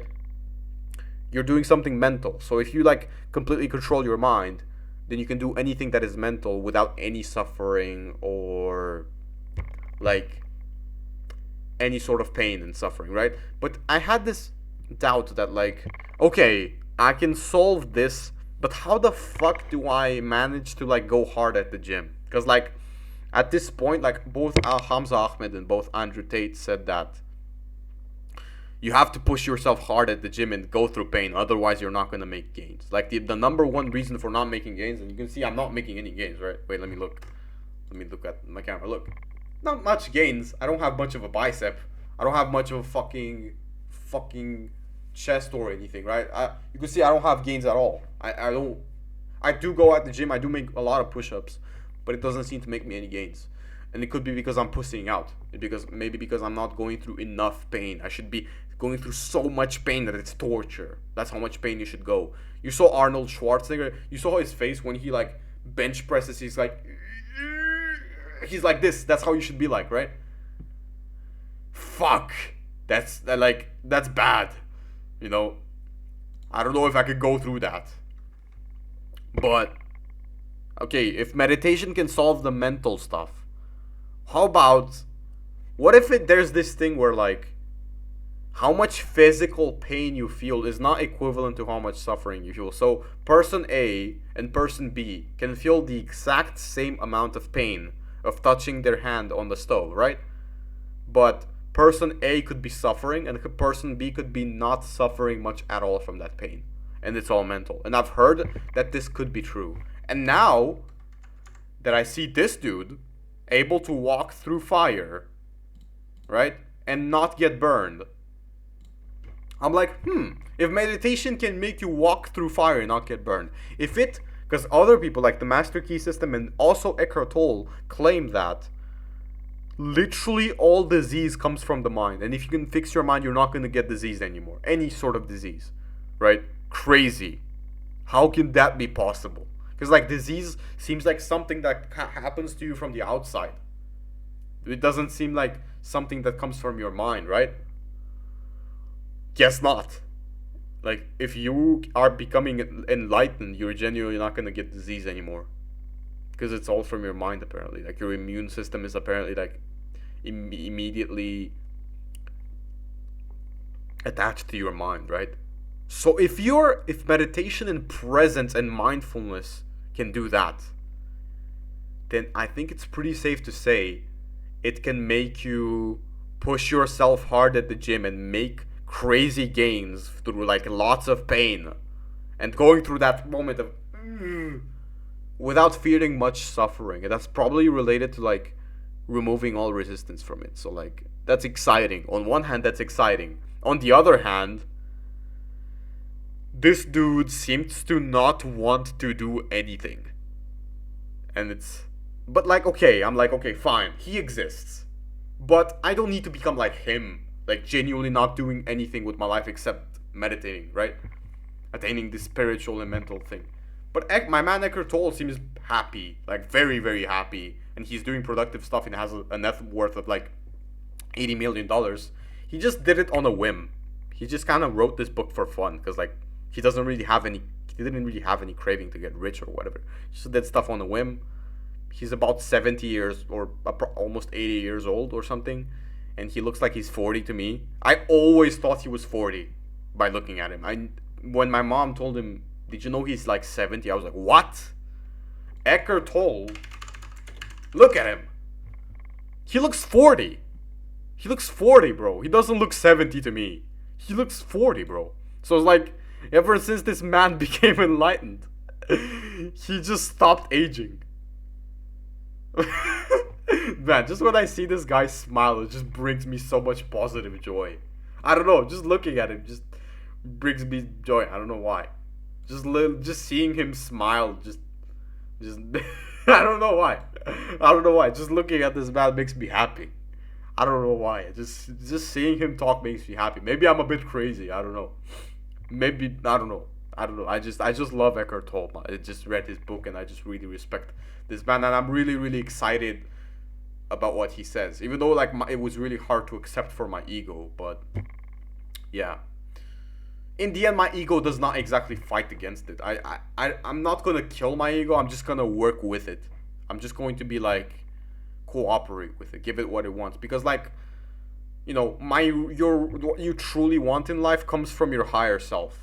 And your higher self is your present self. So who says that my higher self, my present self, is not seeking money and attention and power? Because like that shit is interesting. That shit sounds fun for me. So why not seek it, you know?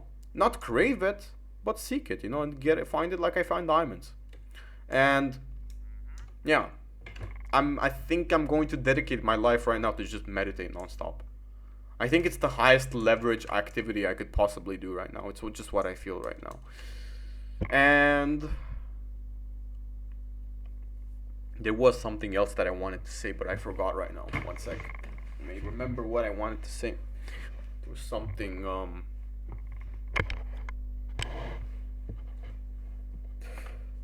what was it, man? What was it, the last thing that I wanted to say in this video? I kind of forgot. It's a bit...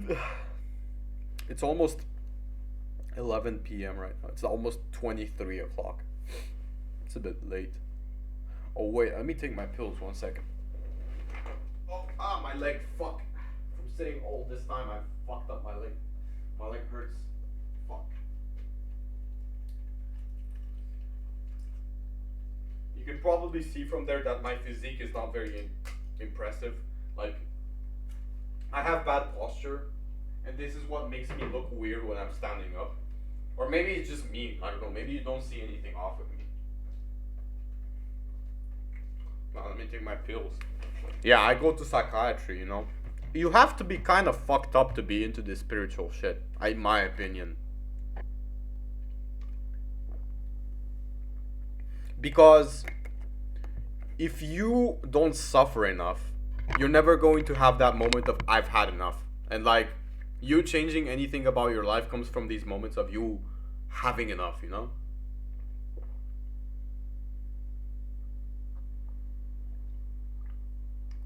But just these people that live kind of lukewarm lives, like their lives are not that great, but not that horrible either. Why would they seek all this stuff? Why would they be interested in like controlling your mind and meditation and all that, you know? Because they don't like, you know, go through like this stuff. So you kind of have to be fucked up. I go to psychiatry. I've been suicidal 1 year ago, you know? You have to be fucked up to be into this shit, you know? But at the same time, I believe that you have to see the hell to see the heaven. Because like maybe it's a thing of the universe, like first show you hell and then show you heaven, right? 1 sec. This is my alarm for me to take my pill, and I remember to take my pill beforehand. So let me just check on this on my phone, that whenever I go outside, I don't even take my phone with me. I closely analyze whether like, would it be okay for me to not take my phone with me, and I just don't take my phone with me. I have it on muted non-stop, and I have set it for it to genuinely have 0 notifications. No notifications, no sound, no nothing. And I work as a real estate agent. So like I'm risking clients calling me and me not being able to answer. Yet, if a client starts hating me that I'm not answering their phone on time and only talking to them when I want to, I'm good with that. Just like Tim Ferriss, like eliminating these people from your life is nothing bad. Like, phones are designed to give you an element of emergency. Everyone has their phone set up so that it like has an element of emergency, right? Like, why is it that like, have you ever like everyone when their phone rings seems to be stressed? I don't know why, but I'm included. Whenever my phone rings, I just feel stress to answer it, right? It feels like an emergency, even though it's not a fucking emergency. That person can talk to you whenever, right? Why does every call have to feel like an emergency? Why, whenever someone sends you a message on WhatsApp or something, why do you have to receive the notification immediately as the message comes? Is it a fucking emergency? Why do you have to see that notification immediately? I find it bullshit. And when I saw the Hamza video, like, just genuinely, like, turn all your shit off, it's not going to be as bad as you think. I genuinely took that advice. And it goes by the same logic of, like, instead of preparing for the low percentage chance, adapt yourself to the high percentage. So people be like, here's how I would explain it, that I feel like Hamza didn't quite explain it the way I am. Are you going to prepare for the 99% or the 1%? It would be stupid to prepare for the 1% and sacrifice the 99% chance. Why would you adapt yourself to the low chance instead of the high chance? People invented probability so that you choose the high chance, right? The high probability. So they go like, okay, I can disable my notifications and make my phone silent, but like, what if there's an emergency, right? How often does an emergency happen? Like, let's say once every 4 years. Are you going to sacrifice your fucking mental health and stress and fucking sanity every single day, every single hour for a 1 in a 4 years event? Which of them is worse? Being prepared for that emergency but having your fucking stress and mental health all fucked up, or not being ready for that emergency, just owning it as it is. Chances are, if it's an emergency through the phone, you probably can't even do shit about it anyway. I'm just going to tell you. The only way to save your family from a fucking apartment catching fire or some shit like that, the only intelligent way to to make that, to save them, is to fucking prevent it. Once it happens, you cannot fucking do anything about it. They either run or they don't. They get out alive or they don't. Right? Because if you're at fucking work and your apartment caught fire, if they were able to call you, they are probably able to call the fucking firemen, right? So, okay, you're going to go there by the fucking car, right? But by the time you reach them, the firemen are probably already there because they have priority on the streets, right? They already saved, and you're there and you're just there for no fucking reason. You should have fucking prevented it. That's what it takes in life. Prevent it. Make it not happen. Whatever made that fire, like, yeah, whatever. I mean, me saying this shit, I'm probably gonna get someone to counter argument me. So, like, but whatever. I'm not going to pretend that I'm wise. Like, but even if my decisions lead to a catastrophe happening, bro. Whenever I hear someone saying about emergency shit, I just get my dad in my head. My dad is the dude that does this shit. He's like, don't write the journals because they're going to hack your computer and reveal your fucking private data and you're going to get fired. Or all your classmates are, even though they seem friendly towards you, they're talking behind your back, and one day they're going to stab you and fucking kill you so that because you're attractive and you're going to steal their girls or some shit like that. Like, at this point, anything that you tell me that, like, emergency or something like that, I just have my dad in my head. And I've been pretty fucked up by this shit. I've been pretty fucked up by what my dad says, right? When I was a little kid, because as a little kid you're impressionable, right? But now I'm fighting against it. I'm waking up. Well, I'm waking the fuck up and realizing all the bullshit that is in my mind. I gotta fucking do something about it. But enough talking about myself. There was one last thing that I wanted to say in this video, but I genuinely forgot what it was. Okay. Oh yeah, I just remembered. Here's a fun theory that I came up with about maybe why enlightened people and people that, like, meditate a lot, why they seem to just not care about real life results anymore, like fame, money, and power. Why don't they care about it anymore? And a light bulb popped in my head about what could be the case, right? So it's in my journals. I wrote in my journals. 1 second. So you don't see my journals and fucking blackmail me. I'm just going to hide it. Okay, just kidding. I don't care. Here it is.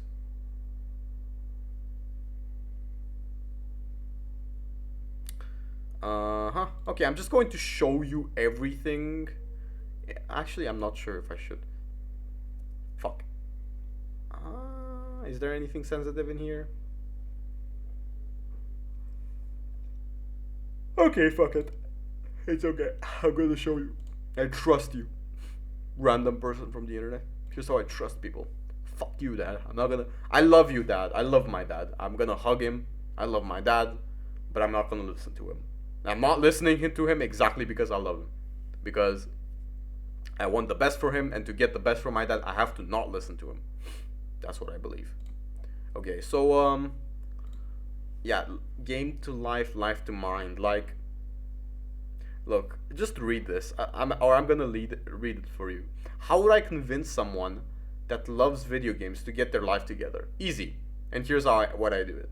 Improving your life, your real life situation, and improving yourself in the real world makes you incomparably better at video games.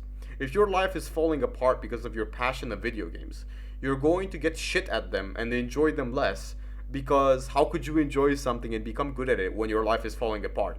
You know, it's not impossible, but it's harder. It takes a toll on you, bro. Like, if you're playing League of Legends and your life is falling apart around you, you're probably going to play with less skill. You're probably not going to play as well, right? Meditation would improve your skill in video games massively and help you enjoy them just like you enjoyed them when you were a kid. Your childhood is never lost, right? Getting money and time would enable you to play more and the rest more, which would enable you to get better at the video game and achieve things that in the video game more quickly and with higher satisfaction.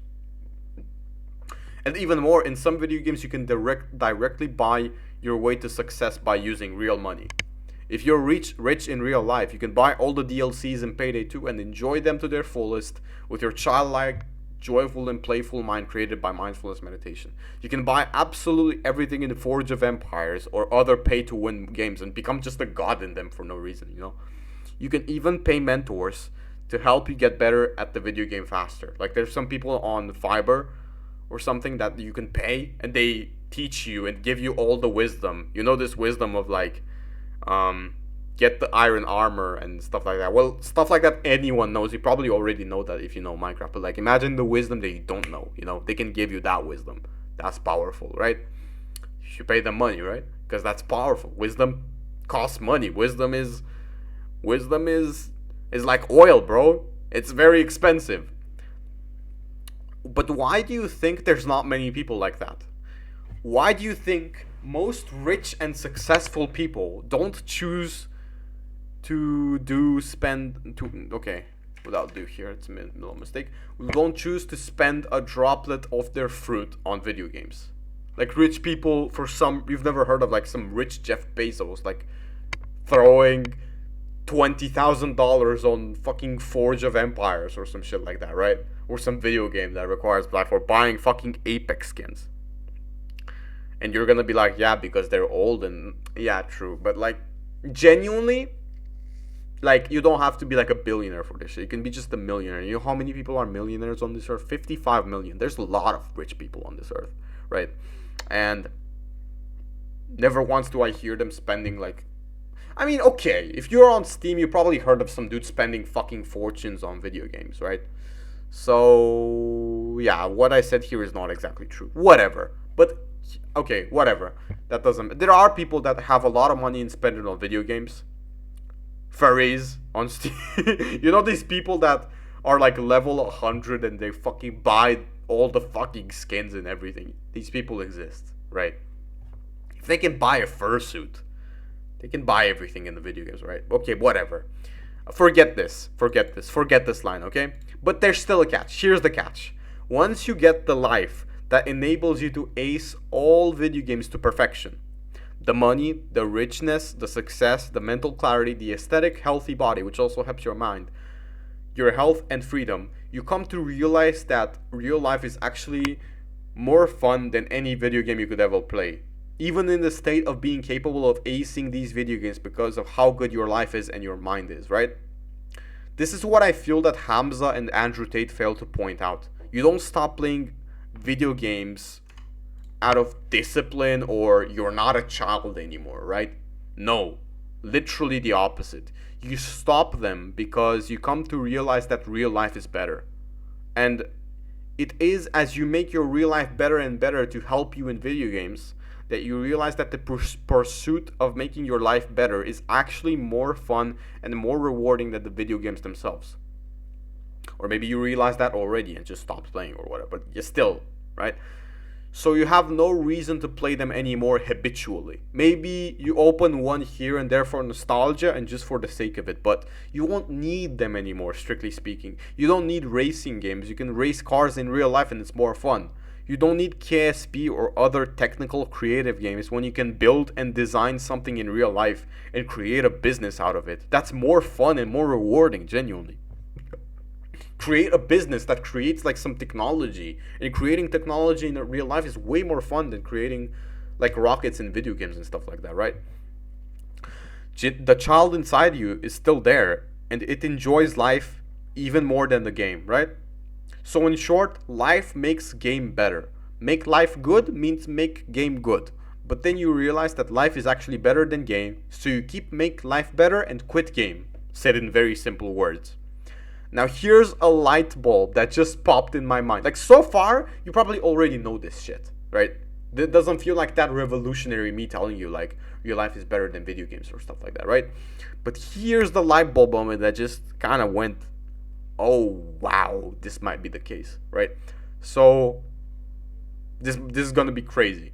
So this is the reason I started writing this journal entry to begin with. It just popped in my mind, this idea. What if the relationship between video games and real life is exactly the same in a recursive manner as the relationship between real life and your mind? Wouldn't this explain why the strongest and most evolved, mindful and present and spiritually awakened minds in the world, these people don't really do much in real life anymore? They just sit and keep meditating. With their minds and level of perfect discipline, they would probably easily be able to become millionaires and athletes and famous, right? These fucking monks, these Shaolin people, these fucking enlightened spiritual teachers, these fucking like this the little Buddha dude. If a person that can just sit there and meditate. Okay, 1 second with something with my mic. Like a person that can just do that. They can. Holy fuck! My parents are fucking fighting in the background. It's really distracting me. Wait 1 second. Let me just. Okay, not breathing. I don't need to breathe, but just return to the present. Okay, I'm a beginner. I'm just trying. Okay, don't fucking judge me. Okay, returning to what I wanted to say. These fucking like people that meditate. These like people that have achieved infinite discipline, because that's what infinite discipline looks like. It's complete and utter control of your mind, right? These people have achieved it with meditation by becoming like intensely present, right? With their minds and level of perfect discipline, they would probably be able to become billionaires and athletes. That's what you need, bro. If you have infinite discipline, you can do that just like this, right? You can just keep mining and mining and mining. You can find diamonds without getting pissed off that what you get in life is stone, right? Yet they don't pursue that. For some odd reason, they seem to find continuing this spiritual.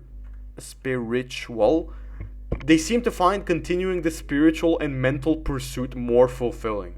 They just keep meditating. If you know anything about getting somewhere in real life, you probably already realize just how absolutely essential it is to get your mind together, without me needing to tell you. In fact, it's not much of a stretch to say that how far you get in life is almost entirely linked to what your mind is like, and how much control you have over it, and how present and mindful you are. You know, you probably already know that without even reading these books, right, that I read, you know. Because in general, life comes to teach you that. If you don't got your mind together, you're getting nowhere. All athletes know that, and they don't even know the master key system exists, right? In this sense, it seems literally the same as the relationship between video games and real life. If you don't got your real life together, you probably need to do 8 hours every day of something you dread before getting to play the video game you love for a brief amount of time every day. And you're probably tired when doing it too. You can still become good in a video game and somewhat enjoy it even when your life is shit. But by getting your life together, what you could then do in that game is just beyond any comparison. You know, like imagine like you had all the money and all the time in the world and you were well rested. You have 12 hours every day to play the game you love. You're gonna get way better at the game. You're gonna enjoy it way more. ignoring hedonic adaptation and dopamine and all that, right? Because like if you play it 12 hours a day, you're gonna get tired of it, whatever. We're talking just simple here, right? We're not involving these factors yet, right? But in general, like if you had a lot of time for the game you loved, you're gonna get better in it. You're going to get more abundant in that game, right? So yeah, what you could then do in that game is just beyond any comparison.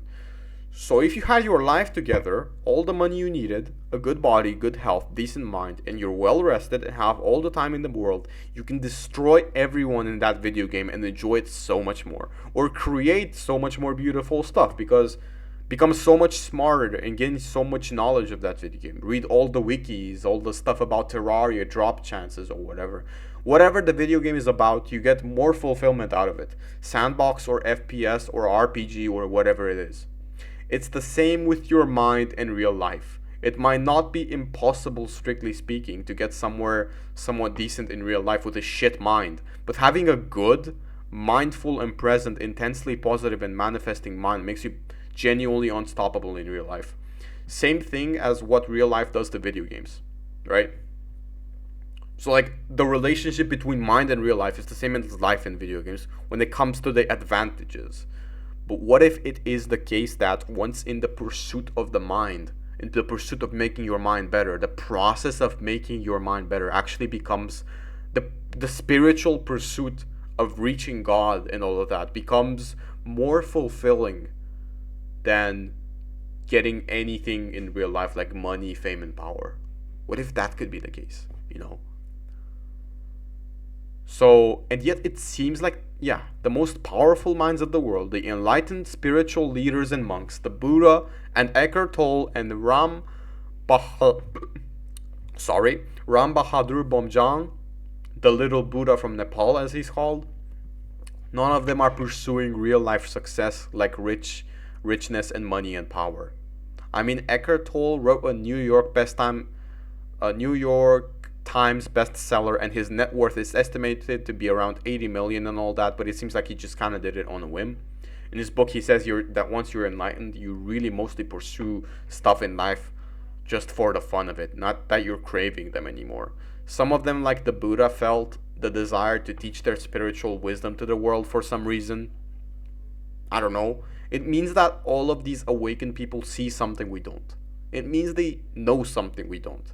And what if that something is that exact recursive relationship between video games and real life, reapplying itself on the same scale to real life as the mind and spiritual? Is it the case that just like a video game lover that seeks to achieve stuff in the video game, making his life better just here and there to assist him in the game, if by chance gaining some massive success in real life, realizing that real life is more fun than that game?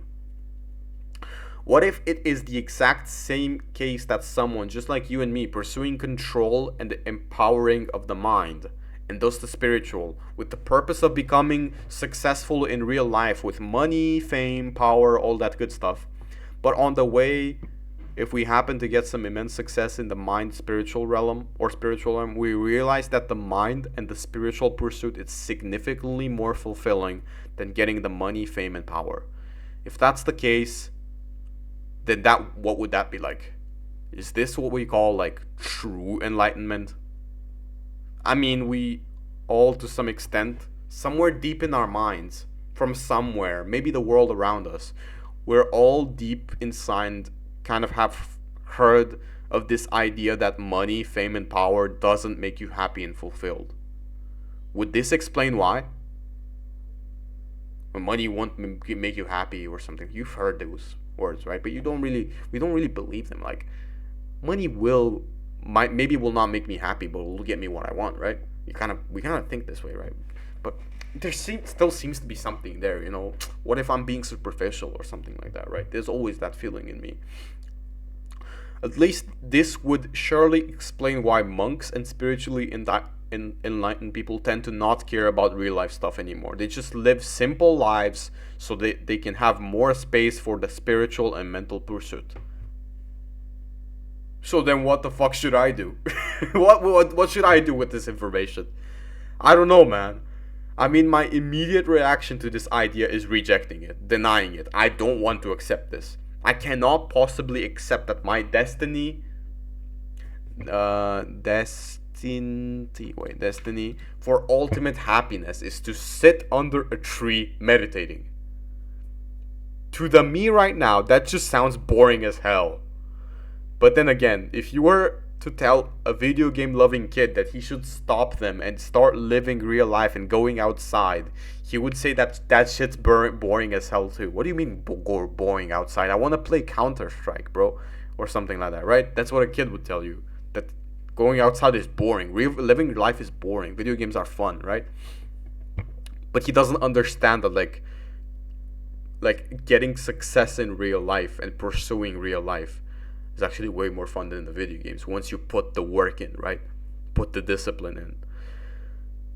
It's because the kid doesn't understand the greatness and fun and joy of real life. The kid doesn't understand that video games and everything attractive about them is just a symbolic inspiration of real life, where the real fun is at. You can't explain to someone in VR chat that talking to people face to face is so much more fun and real and a rich experience and fulfilling. No, they wouldn't understand. They're socially anxious. Is there joy and bliss and in the spiritual and mental pursuit in meditation that us, me and you, the people that seek money, fame, and power, that's what I seek at least, I don't know about you, you probably do too. Is there something we don't understand? Well, it seems to be. The book The Power of Now claims exactly that. Because we're staring through boily, dirty water. This is an example that, what was he called? 1 second. What was his name? How to have, oh yeah, Shi Heng Yi. He kind of described this thing in his own way. He kind of described what Echkart Tolle is talking about, but in his own way. He said it like this. Like imagine holding a water bottle through your eyes, right? Imagine me putting dirt in this water and then shaking it and then fucking putting it on boil and looking through the water.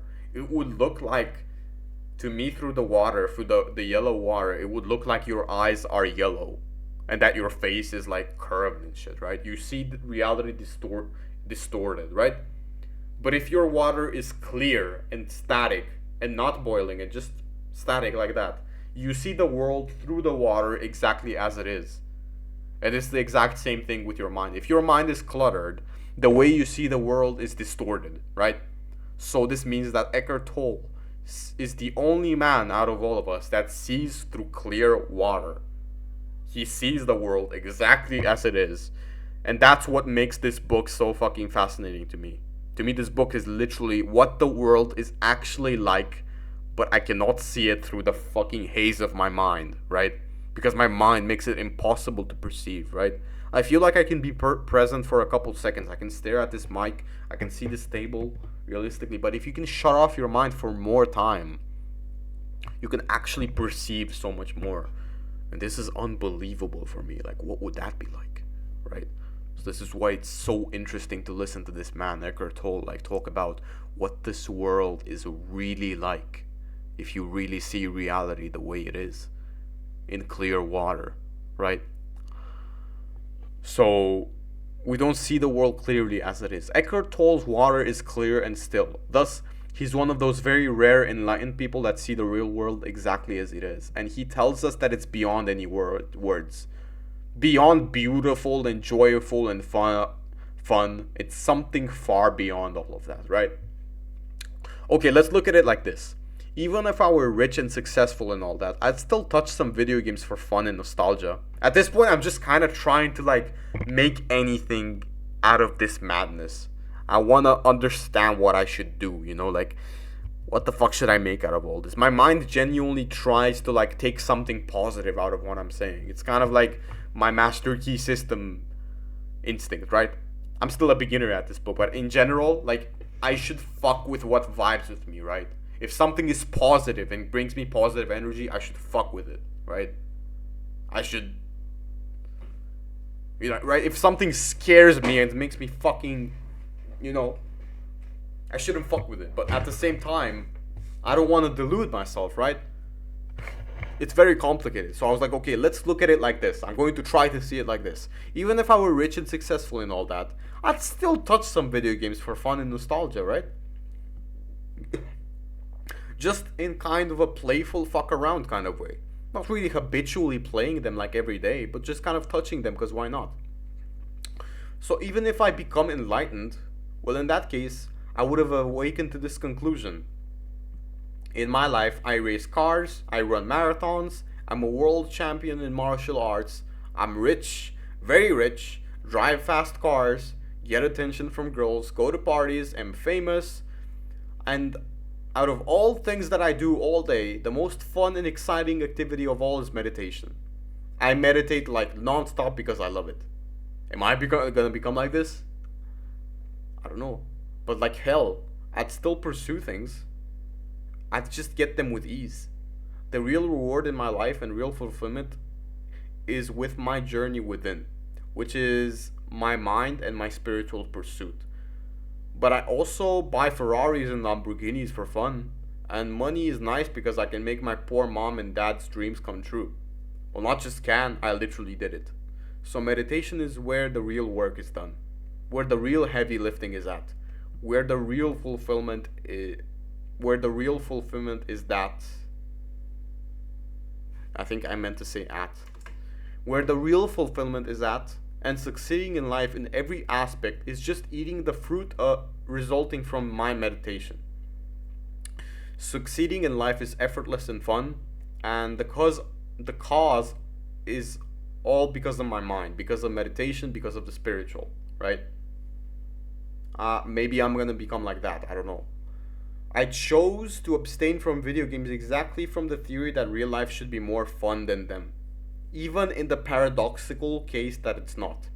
I can just succeed in life and mind, and that would make video games fun and give me time to play and rest non-stop and meet people on the internet and will actually be respected and people to look for me and care about me, not being alone and nobody wanting to talk to me. At this point, not even Marco wanting to talk to me. We don't even know what Marco is in this video, whatever.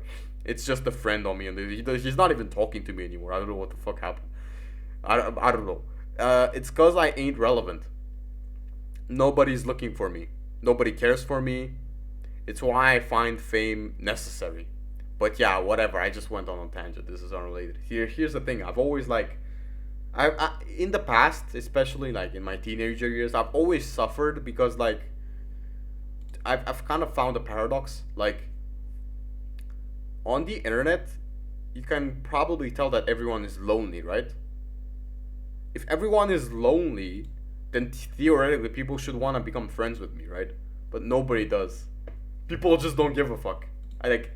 Nobody ever wants to talk to me ever on Discord. There's just one dude. There's a dude from Russia. I really appreciate him, and he's suicidal. So like I try to do whatever I can to try to convince him not to kill himself. I just kind of threw arms at some point, man, because like I have to accept the impermanence of this world. He's the only dude that genuinely talks to me and genuinely like cares about the stuff that I say on Discord, and he might die, and like it's terrible, you know. It's not good, but I have to accept it. Instead of resisting the way it is, I have to grieve and let go. As I said, as I taught you in this video, I'm also teaching not just you, I'm teaching myself. Because I'm trying to do this myself, right? Like, yeah, this is why I want to become famous right now. I want to become famous so that people will start caring about me. So that people will want to talk to me.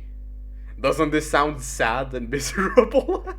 This sounds so fucking miserable. This sounds so sad. Like, but it's true. Like, nobody wants to talk to me. And like, on Discord, right? Because on Discord and on the internet, I would actually be looking forward to talk to people. Because like on the internet, you can find all sorts of interesting people. In real life, it's just classmates, and really all they do is they just sit on their phone. They just smoke a cigar and they just do this on their fucking phone. That's all they do.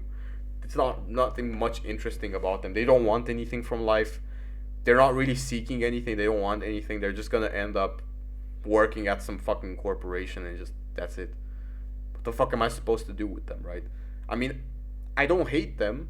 I used to hate them. Like, you wouldn't believe just how negativity and hate and fucking desire for annihilation and fucking destruction I had in me back in the past. It would destroy, it would taint my fucking heart, bro. You wouldn't believe how much I've fucking evolved. But nowadays I forgive and forget. Or not necessarily forget, but just forget the past, because it doesn't even exist, but forgive, you know? Like, no, I realized I shouldn't hate anybody. It's my ego that hates people. Because of, like, the ego perceives me to be weak. And hatred and anger comes from weakness. Because if you were truly powerful, then you wouldn't need hatred and anger, because you're so powerful that everything is just below you, you know? Below me, not in the sense of, like, in the ego sense of me seeing myself as superior to someone else, but, like, genuinely being like, you know, but whatever. I don't hate my classmates. I don't hate them, but I don't feel like I would have had any productive, like, conversations with them. Like, some people you just don't vibe with. Doesn't mean I wouldn't be respectful for them. I would be respectful towards them.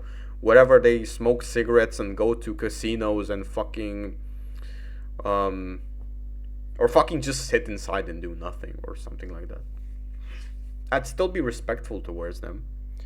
But there's no, if two people just don't vibe, they don't vibe, you know, like, don't vibe. Like, an example of a person that really vibes with me, and if I met in real life, I think I would have been very happy to be good friends and exchange lots of ideas and do things together. I think it would have been Jossie Onfroy, ex-Tentacion. That dude, like, genuinely, like, what everything he says vibes with me a lot, to the point where, like, I genuinely imagine me talking in my head at some point. Like, even my desktop back, look, here he is. My desktop backgrounds are like they're a playlist. They're a playlist of things that make me think of the wonder of life. They just kind of send my thought there, right? So it's all sorts of stuff. It's a McLaren, Muhammad Ali, Thanex, Chris Heria from Thanex, a girl staring into the sunset being desperate, some fucking vaporwave, Menhera, fucking e-girl, the planet Earth, Monica from Doki Doki, whoever she is. I know who she is, but I'm just acting smart. The Mount Fuji, going Mary from One Piece. These are all things that, like, in Jupiter Surf, these are all things in Tokyo, like, that bring a certain powerful feeling inside me, you know? They make me feel something powerful, and X is one of those. Like, this wallpaper, I want to be really grateful to the person who made this wallpaper. Whenever this wallpaper comes, once every 15 minutes, the wallpaper changes. And I don't know what's up with this synchronicity of, like, the coincidence of Hex just being here right now. But sometimes I just talk to him. You know, I, like, call me insane, call me cringe, call me whatever. Like, I fuck with what this man said so much. With this, because we're kind of boys. Like, at age 20, we're not really men, but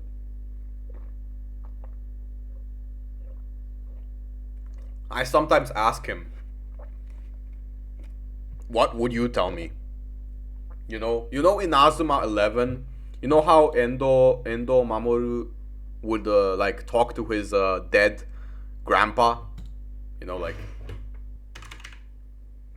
wait, let me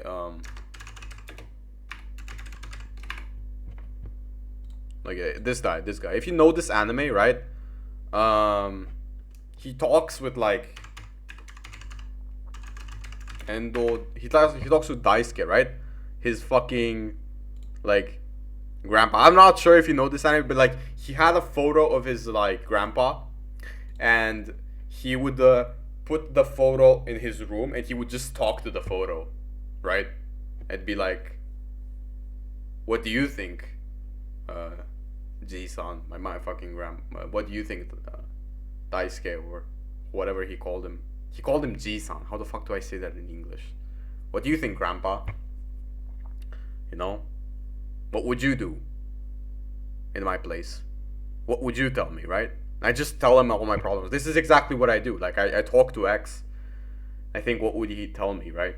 And sometimes an answer just comes in my mind. What he would tell me. It comes in his voice. as if he's talking to me, right? I don't know, it's just something that I do. I guess it means that I'm miserable or it's sad, I don't know. At this point, like, nobody wants to talk to me, like, that really vibes with me, so I just pretend that I'm talking to X, even though he's dead. I just pretend that I'm talking to his spirit. Whatever. This video went in so many fucking directions, I swear to God. I wanted it to just be a short video of me explaining the power of now through Minecraft, but it just went deep. Like, I do genuinely, like, pretend that I'm talking to X, right, and asking him for advice. What would you do, man? What would you... Do you think my decision was right or something like that, right? Do you think I should focus on my mind right now, you know? Yeah, because he found the master key for me, right? It's insane. It's insane, genuinely. Okay. Yeah, this is why I find fame necessary. This, I mean, it genuinely sounds like the kind of thing where I have a realization, like I become famous at some point for some reason, and I'm like, it didn't cure my loneliness. I'm still alone. Nobody wants to talk to me for me, blah, blah, blah. Like, I should have a realization like that. For some reason, I have a feeling that it won't be like that. Like, fame will genuinely bring me the attention that I want, and genuinely bring me the people that vibe with me, right? Because if you can find this channel at some point, right, and find these videos, and you're genuinely interested in this stuff that I'm talking about, because like right now I'm talking about stuff that I'm genuinely interested with. Maybe that will change after some time. I don't know. Maybe after a couple months, I'll be interested in completely different stuff, you know? Because I don't want to remain stuck just at this level of mind, you know? I want to do stuff in real life. I always want to, like, take some stuff to action. So maybe after some time, like, I would be interested in, like, I don't know, exploring the world or racing cars or, like, surviving in a forest or something like that. Yeah. Applying this logic recursively, I should abstain from real life shit and just meditate, like a ton. Tank on meditation, tank on wisdom, tank on learning from the enlightened people and spiritual teachers. This is where the real leverage is at. You know, the leverage that Alex Hormozy talked about in Getting Rich? Where this is like leverage for that leverage. Cosmic leverage, spiritual and mental leverage. The leverage to launch me into absolute and total domination. Like, launch me into this fucking sky. Like, the fucking lever that just... If you have a long enough lever, you can lift the world. You know that saying? I'm going to accept this theory for now and equate enlightenment to the point in life where you realize spiritual and mental pursuit is more fulfilling than bettering real life conditions. Money, fame, and power. This means I should chase it. Seek it. Tank on meditation and learning from people that are already there. The power of now, the master key system, whatever more there is there, all of it. Meanwhile, the period when I still won't be enlightened, I'll just tank on my mind and let the result pour in real life. And chase IRL shit, like real life shit. And see mind and spiritual as a means to an end to get the real life stuff that I want. Well, not exactly a means to an end, because your mind being in harmony and manifesting something can be literally equally satisfying as getting that something. Isn't it like wonderful? Like, sometimes, like, when your mind perfectly, like, imagines a dream result, you feel like you already have it, you know? Maybe it's, like, related to what the master key says. You know, this approach should be good. I don't know where I'm going. I'm alone. Nobody is with me, but this seems right. And this is the end of it took me 1 hour to write this. Journaling takes a while, bro. Just writing, my thoughts come instantly. All this came in like a couple thoughts that took like a couple milliseconds, right? But for me to write it down took an hour, bro. So this is why I'm a bit fucking abstain a little bit from journaling. Anyway, I've told you everything I wanted to tell you for this video. So, I guess bye. Told you a lot of stuff. Just, yeah, again, shout out to my 2 subscribers. Fahim Bashar and Robin Escalante. He left a nice comment. Wait, oh, here it is. Interesting concepts. It's a video about my suffering avoidal. It's a bit of a stupid topic, but still interesting. I mean, it's not really stupid actually. It's still a very, very heated question that I cannot find what other philosophers talk about. But here, this Robin Escalante, like, look, it's like, I don't know how he found my channel, but like holy, like, it's genuinely a dude that is genuinely thinking about this type of stuff and genuinely searching these like deep answers, just like me, and like interested in X and in Jose Onfro and all this stuff.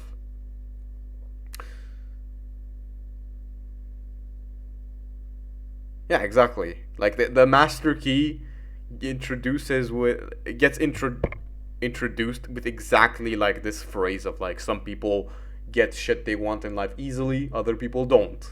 You know why? It genuinely starts with that question, and yeah. My resolution is that seeking harmony and using the least but most effective effort to achieve maximum results is the key. Also, is a concept from the Tao Te Ching, Yin Yang religion. This way, I have found that order, harmony, and healing naturally follow this mental state and attitude. The Tao does nothing but leaves nothing undone. If powerful men could center themselves in it, the whole world would be transformed by itself in its natural rhythms. When life is simple, pretenses fall away, our essential natures shine through. By not wanting, there is calm, and the world will straighten itself. When there is silence, one finds the anchor of the universe within oneself. Kind of sounds like the stuff I've been talking about. So like, it's very interesting. That's why I'm now all of a sudden, like, I didn't know about this Tao Te Ching stuff, right? And thanks to this Robin Escalante guy, like, I've now I know about Tao Te Ching. I've never known about this, you know. Wisdom, like, I give one key, he gives one key, like, everyone gives what they know, you know. Look at that, and my channel is tiny, it's in infancy, and there's a person interested in this stuff. Isn't that amazing, bro? Yeah, holy shit, I'm so fucking happy, bro. It's a bit makes me a bit nervous because, yeah, by the way, look at all these channels. This is my Japanese channel. This is Japanese bullshit channel, but it's like, it also has some like other bullshit. It's just bullshit. It's just bullshit videos. And this is my channel for me and my Discord friends. You know, the people that are supposed to cut my organs and sell them on the dark market. And this shit post, I don't know why, but I had like a Discord server and it was full of like shit posting. Like, shit posting, I mean, like, you know, 21st century humor? Like, the shit that just fries your brain, bro. We had that thing sort of since like 2017. So a bit ahead of its time, you know. At this point, I'm talking about something completely unrelated, but yeah. Enough for now. This is gonna be the next video. Okay. Bye.